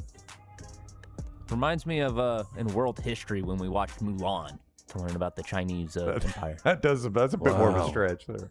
Yeah, my school was not the best. Fourth down. Ice Cube, 57 today. Ultimately, better career, Ice Cube or Jalen Brunson? I think I'm going to have to go Jalen Brunson. Right. As much as I like Ice Cube and lyrically, early on, one of the more respected, writers. But here's the thing, Lance. There's being a hero on a professional sports franchise team and winning a championship, and then there's doing it in a massive market like New York. And That's been waiting 53 years. It's been waiting 53 years. And when he does it in New York, to this day, if somebody gets hurt and you don't think they're going to play and they come in and surprise us and play, we say he pulled a Willis Reed. What did Willis Reed even do in that game? We don't know, but he did it in New I York. get knows that. And yeah. look, and we talked about Brunson Well, they won a championship. back-to-back championships at Villanova. Yeah. But Ice Cube is a Southern California icon. He is. And you think about movies like Friday and Boys in the Hood, and then what he did with NWA and his solo rap career, and he's still one of those guys that you put him on any talk show, you have him as a guest. He's just. He's a transcendent guy. No, Ice Cube, very, very popular. But I think Jalen Brunson will be a guy that will own New York for the rest of his life. Oh, yeah. He'll be they still show Clyde Frazier. He was the game the other night. Every time, there's Clyde Frazier taking it in. Jalen Brunson will be that guy for the next 30 years. Yeah, I don't think Eli Manning's ever going to get that respect. I think it's like Derek Jeter respect for Jalen Brunson. Yeah. Now, if they go on another drought, that only helps Brunson. Like Jay Barker ate on his national championship for a long time. McElroy won it, and Greg barely got to enjoy his. Yeah. Because quarterback kept taking Alabama to a national championship. If the Knicks don't win one for a while, Brunson, he'll be New York gold. Yeah. Like Trevor Lawrence with Clemson. Yeah. Is that 4? Yeah. Okay, that's 4 downs today. Brought to you by our friends at Central Alabama Asphalt. Also by our friends at New York Butcher Shop. Tell us about those great folks. I had an opportunity to stop in this past weekend to see our friends at the New York Butcher Shop. From the fresh meat, specialty items, they've got catering options as well. Don't forget about the fantastic selection of fine wines and desserts. 2 locations for you. The original Cava Heights, newest location, Highway 119 in Greystone. Get in, see Jim and the great staff of butchers. Rare quality, well-done service. It's the New York Butcher Shop. Follow Scott Forrester on Twitter at Scott Forrester TV. From driveways to interstates, accidents happen fast. The insurance company's response? Here's our offer. Take it or leave it. Leave it. Call Alexander Shinara Trial Attorneys. Over 250,000 clients. And no, they don't accept lowball offers. They fight, they win. Over $2 billion recovered. Call now for a free consultation. 659-777-7777 or alexwins.law. Physical office location, Birmingham.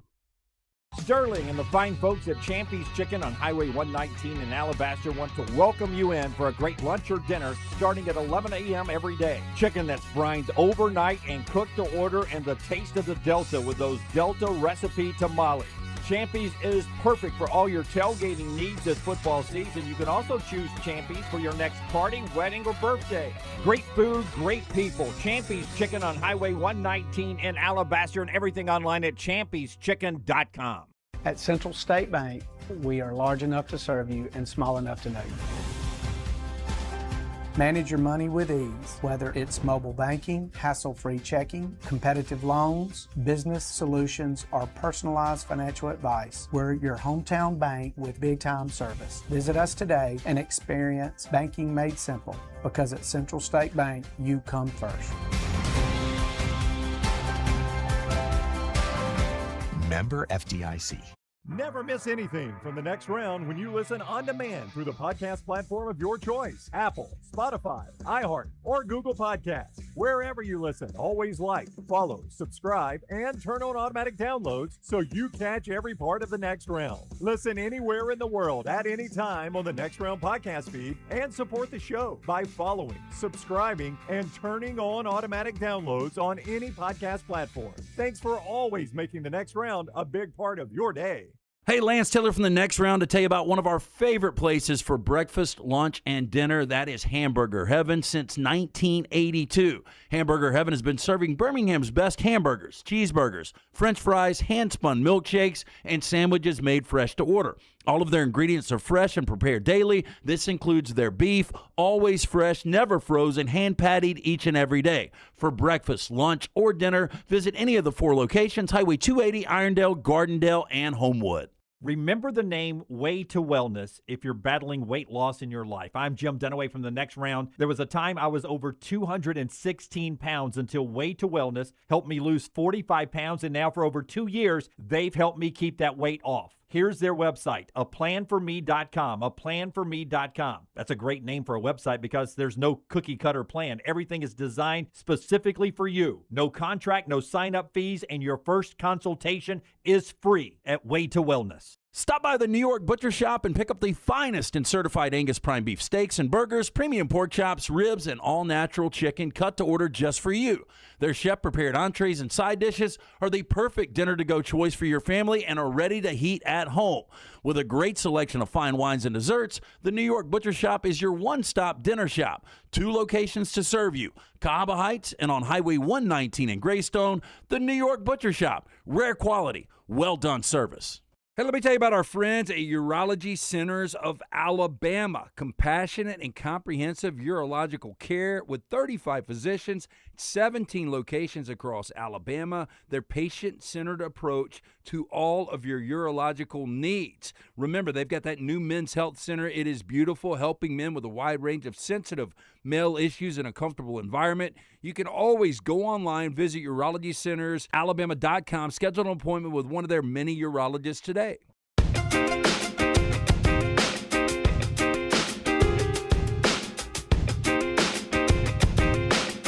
Champy's world-famous fried chicken, bringing you the final hour of our show right there on Highway 119 in Alabaster. Sterling and the crew can get by there and help you with the chicken that's brined overnight and cooked to order. It's a destination lunch location. If you love good Southern food, they've got it for you. The fried chicken, the po' boys, the chicken on a stick, all the in-house made sides, in-house made desserts. Great for lunch, great for dinner, great for tailgating in just 75 days. It's our friends at Champy's on Highway 119 in Alabaster. Trash in just a second.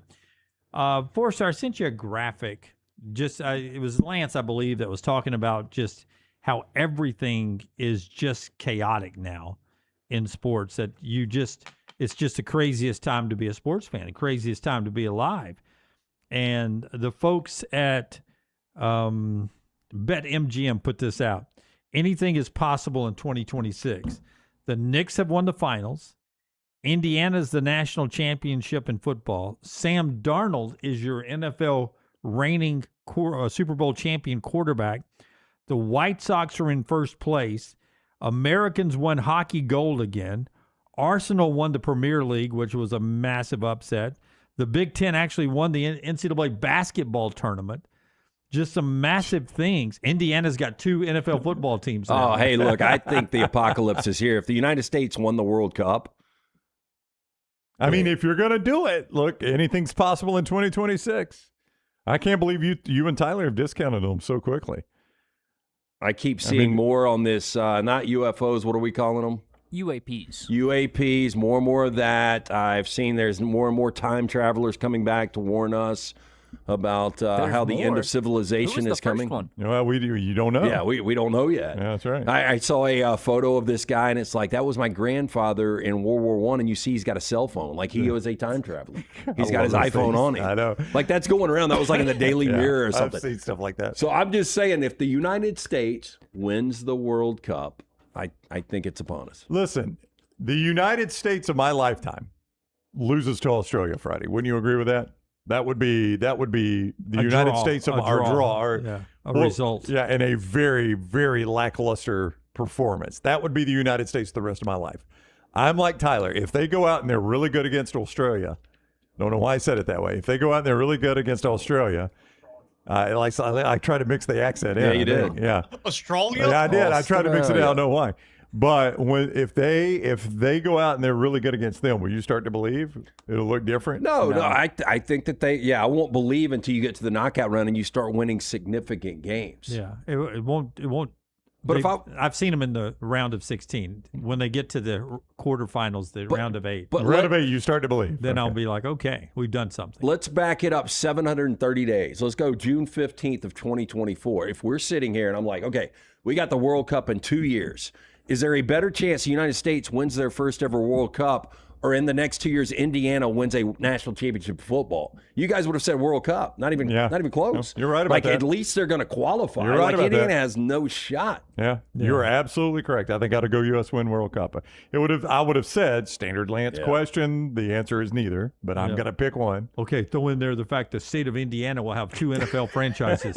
Where they go get the other one? One of the dumbest things I've ever heard. How do you lose that? Yeah, but my dad brought that up. He's like, man, I just feel like, and I said, Dad, this is really no different than the Dallas Cowboys playing in Arlington. Yeah. Dallas doesn't play in Dallas. It's a different state. Well, I mean, so is the New York Giants. They play in New Jersey. And the Jets. I mean, they play in a different state. They do.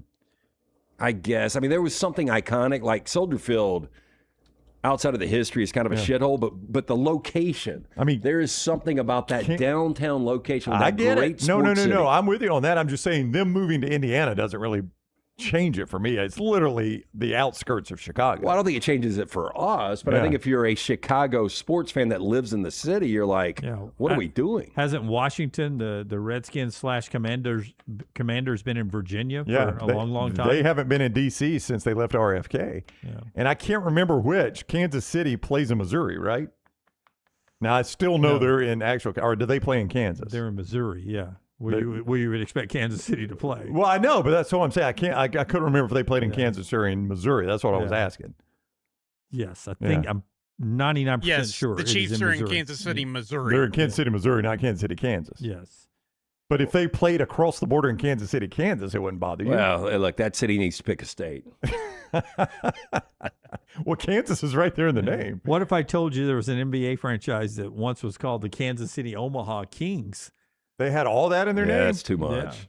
Yeah. They split cities. Between Kansas City and Nebraska? In Omaha, yeah. Wow. That sounds like the names of one of those Shanghai League teams. Yeah. Where they'll have like the city name and then it'll be like the Flying Flaming Dragons. And it's like, how are you putting all this on a jersey? Why LT tells us about Michelson Laser Vision. See if you can find me the uniforms of the Kansas City Omaha Kings. I'm old enough to remember the team. I don't remember what the uniforms look like. Tell us about Michelson. 205-969-8100, the number I called back in 2003. Dr. Mark Michelson, the first to perform the LASIK procedure in the state of Alabama back in 1995. Make the phone call I made. Ask for Amy. Tell her the next round sent you. She will hook you up with a hassle-free consultation. You've got nothing to lose to find out if LASIK is right for you. If you wear contacts or glasses, you're wasting money each and every year. I'm speaking from experience. Was doing the same thing. Make the call today. For more information, michelsonlaservision.com. Yeah, I see one that has Kansas City on it, one of the Kings. Well, I like that uniform. Yep. How did they lose that team to Sacramento? Money? Yeah. Like Kansas, I'm just saying Kansas City wouldn't invest in a facility or something like that. Yeah, the fact that they had to play in 2 cities. Well, that didn't help. Yeah. But you would think in a state of But I'll tell you, man, Sacramento, you talking about a community that supports their basketball. I don't know if they're doing it now, but for a good bit. Yeah. Look at the striped warm-up pants. I like it, man. That was old school back in the 70s. Indiana made it popular. Tennessee's done it too. I kind of dig it. Yeah. Yeah. Now, I like that. I like that original uniform. The Kansas City Kings. I don't remember them. Yeah. So they were the Cincinnati Royals that went to Kansas City, Omaha, and then to Sacramento. So this was basically like trying to put a NBA franchise in Kentucky. You're like, oh, the state of Kansas loves basketball. The NBA will work here, and it just didn't work. Yeah. Same if they put one in Kentucky. I mean, like Louisville built the Yum Center thinking they were getting an NBA franchise. Yeah, right? same if you put an NFL team here. Yeah, I mean, I don't know that a Louisville NBA franchise would work that well. Now, if they packed it with Kentucky players. Of course, I say this, like, would an NFL team work everywhere? Probably so. Yeah, I mean, it's such a big sport. I mean, we are a small town for it, Birmingham, but. Well, attendance doesn't matter anymore. That's the good thing. It's all about the TV contract. But it is, but boy, it looks so bad when you're watching a game and there's nobody there. But when does that happen in the NFL? I was about to say, give me a game where nobody's there. Yeah. There used to be some Carolina Panther games. It was sparse. Yeah. Our friends at Michelson brings you part of trash today. Ready to hit it, Tyler? Let's hit it, man. Do it. Sandra, how far has this family come? We came from Baton Rouge, Louisiana. LT's Trash is presented by Bud Light. Sharp as a tack, easy to drink, easy to enjoy. Our friends from Bud Light. We start first. A24 Jump Street movie is in the works and stars Jonah Hill, Channing Tatum, and Ice Cube. Forgot about Ice Cube with the 24 Jump Street, or 21 Jump Street that is now 24 Jump Street. Now, 21 Jump Street, surprise smash when it hit screens way back in 2012. Jonah Hill, Channing Tatum made the film gross more than $200 million worldwide. The sequel came out in 2014, 22 Jump Street, which made more than $330 million. We talked about this before. Those are actually really funny comedies. Yeah, they're really shockingly. Solid. And I love the tagline for this one. It took us so long to make, we had to skip one. That is funny. That's pretty good. Now, this has been written by Jonah Hill, Megan Malloy, and Rodney Rothman. Now, according to The Hollywood Reporter, Phil Lord, Christopher Miller, who were in charge of Project Hail Mary, they are serving as producers. Not much about the script out there, but I'm sure it'll be in the same vein as the other. Yeah, it was said that Channing Tatum read the script and thought it was the funniest script for a comedy movie he's ever read. So I'm hoping we'll get I'm up for it, man. Like, it is so hard to do really, really good comedy. And I always look for, like, really, really funny movies, and they're hard to find. Oh, I should have brought this up at the viewing menu. Have you all seen the trailer for the new Larry David TV show? Nope. You really like Larry David. I love Larry David, yeah. Have you seen it, Tyler? Is it the history one? Yeah, it's on that one looks HBO funny. Max. It's like all these historic events, and Larry David goes back and reenacts them. I don't know how to describe it. No, I have. Have you seen that? Yeah. Did you not think it looked funny? So it's going to be very Mel Brooks, History of the World. I don't know that it's... Yeah, maybe. Kind of had that feeling. I mean, they seem like the same guy to me. But it's got, I mean, he's pulled out all the stops. Like John Hamm is in one. Seinfeld was back for one. God, I was trying to remember the other big name I saw in there. It looked very, very funny, I thought. But, I mean, you could be seeing all the funny parts. You never know. Have you seen the movie I Swear? No, I've been meaning to. I almost watched it last night. Guy at the BAFTAs, that incident. Yeah. Yeah, about Tourette's. Yep. Supposed to be a really good movie. Restaurant owner has gone viral after sharing messages from a food influencer who has asked up to $1,800 in exchange for visiting and featuring his business. Now, Troy Beck is the owner of Nothing Man in Pittsburgh, was offered 2 packages by the food influencer costing either $1,200 or $1,800.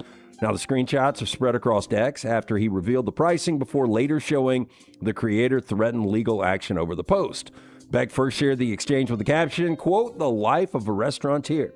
Screenshots showed verified food influencer Wazel Dowd, who has over 12 million followers on TikTok, reaching out to the restaurant about a potential collaboration.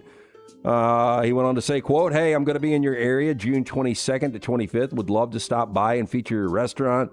I am doing videos. I have 15+ million followers across Instagram, TikTok, and YouTube." Lance didn't know the meaning of the phrase mukbang. Y'all know what mukbang means? I happen to know this. That's videos of people eating, right? That's a mukbang? Yeah, it's where they eat an absurd amount of food. Yeah. Now, Deob then asked whether the restaurant would be interested in hearing his collaboration options. According to screenshots, influencer later sent over 2 paid packages. First, $1,500. Second, $1,800. Boy. And they love to make you look like, oh, I just stumbled into this fun little place and look at the great food I got. I mean, this is what goes on nonstop. Yeah. So why on the other side is he doing a cease and desist? Hi, Troy. My attorney has been trying to reach you. There's a cease and desist in your inbox. Because this guy tweeted out the first he sent out that screenshot and was like, wow, this guy's like just asking hat in hand for me to pay him for me to feed him too. I know. Yeah. Oh, for sure. You're a super real lawyer dialing up people at midnight over a tweet during the NBA Finals. Luckily for you, a few of my good friends are lawyers. There's no merit to any of what you claim. Stop charging small businesses to eat for free. I like that. Yeah. I mean, look, I'm sure this guy got into it with the best intentions, and then he's like, I've built an empire, and now I can charge whoever I want all of this money.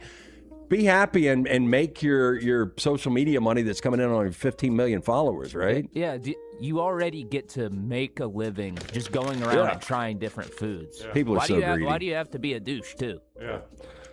That's like real quick. I saw a local review on TikTok of a burger locally at a restaurant. Okay, I'm not going to use any names. Have you had this burger, though? I have. Is It's it good? Yes.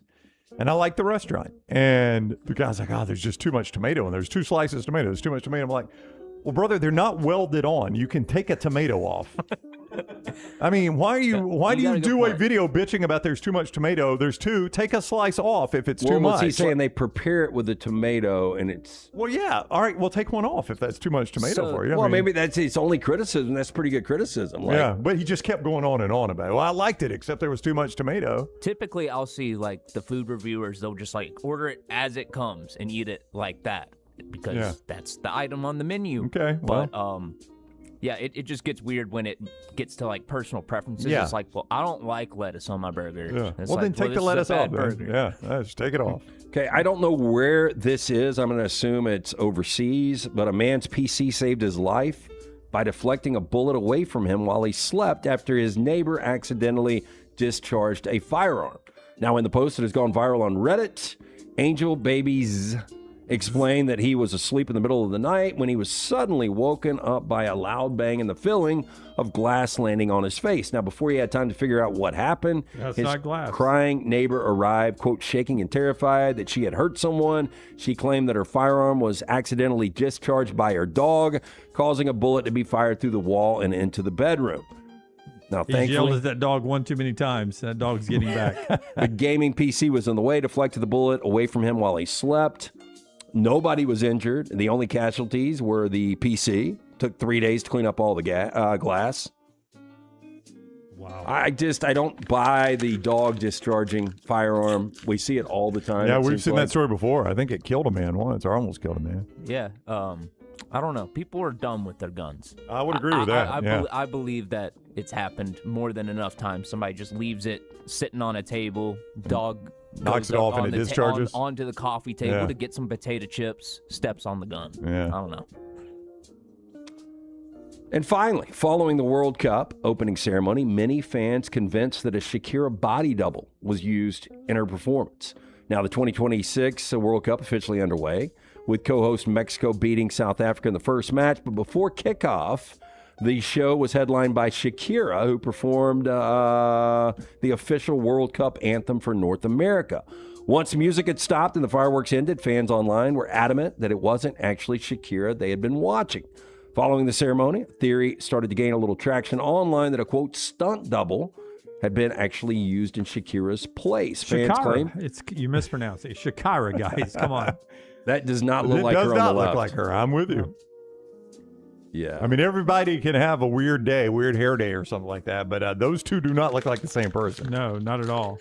And obviously the gloves are covering up a tattoo or something. Interesting. That's not going to match something that's on Shakira. Yeah. I mean, this would be very obvious, though. Like if you're part of, the ops down on the field, or if you're just around her, like people would know whether or not it's Shakira, right? Yeah.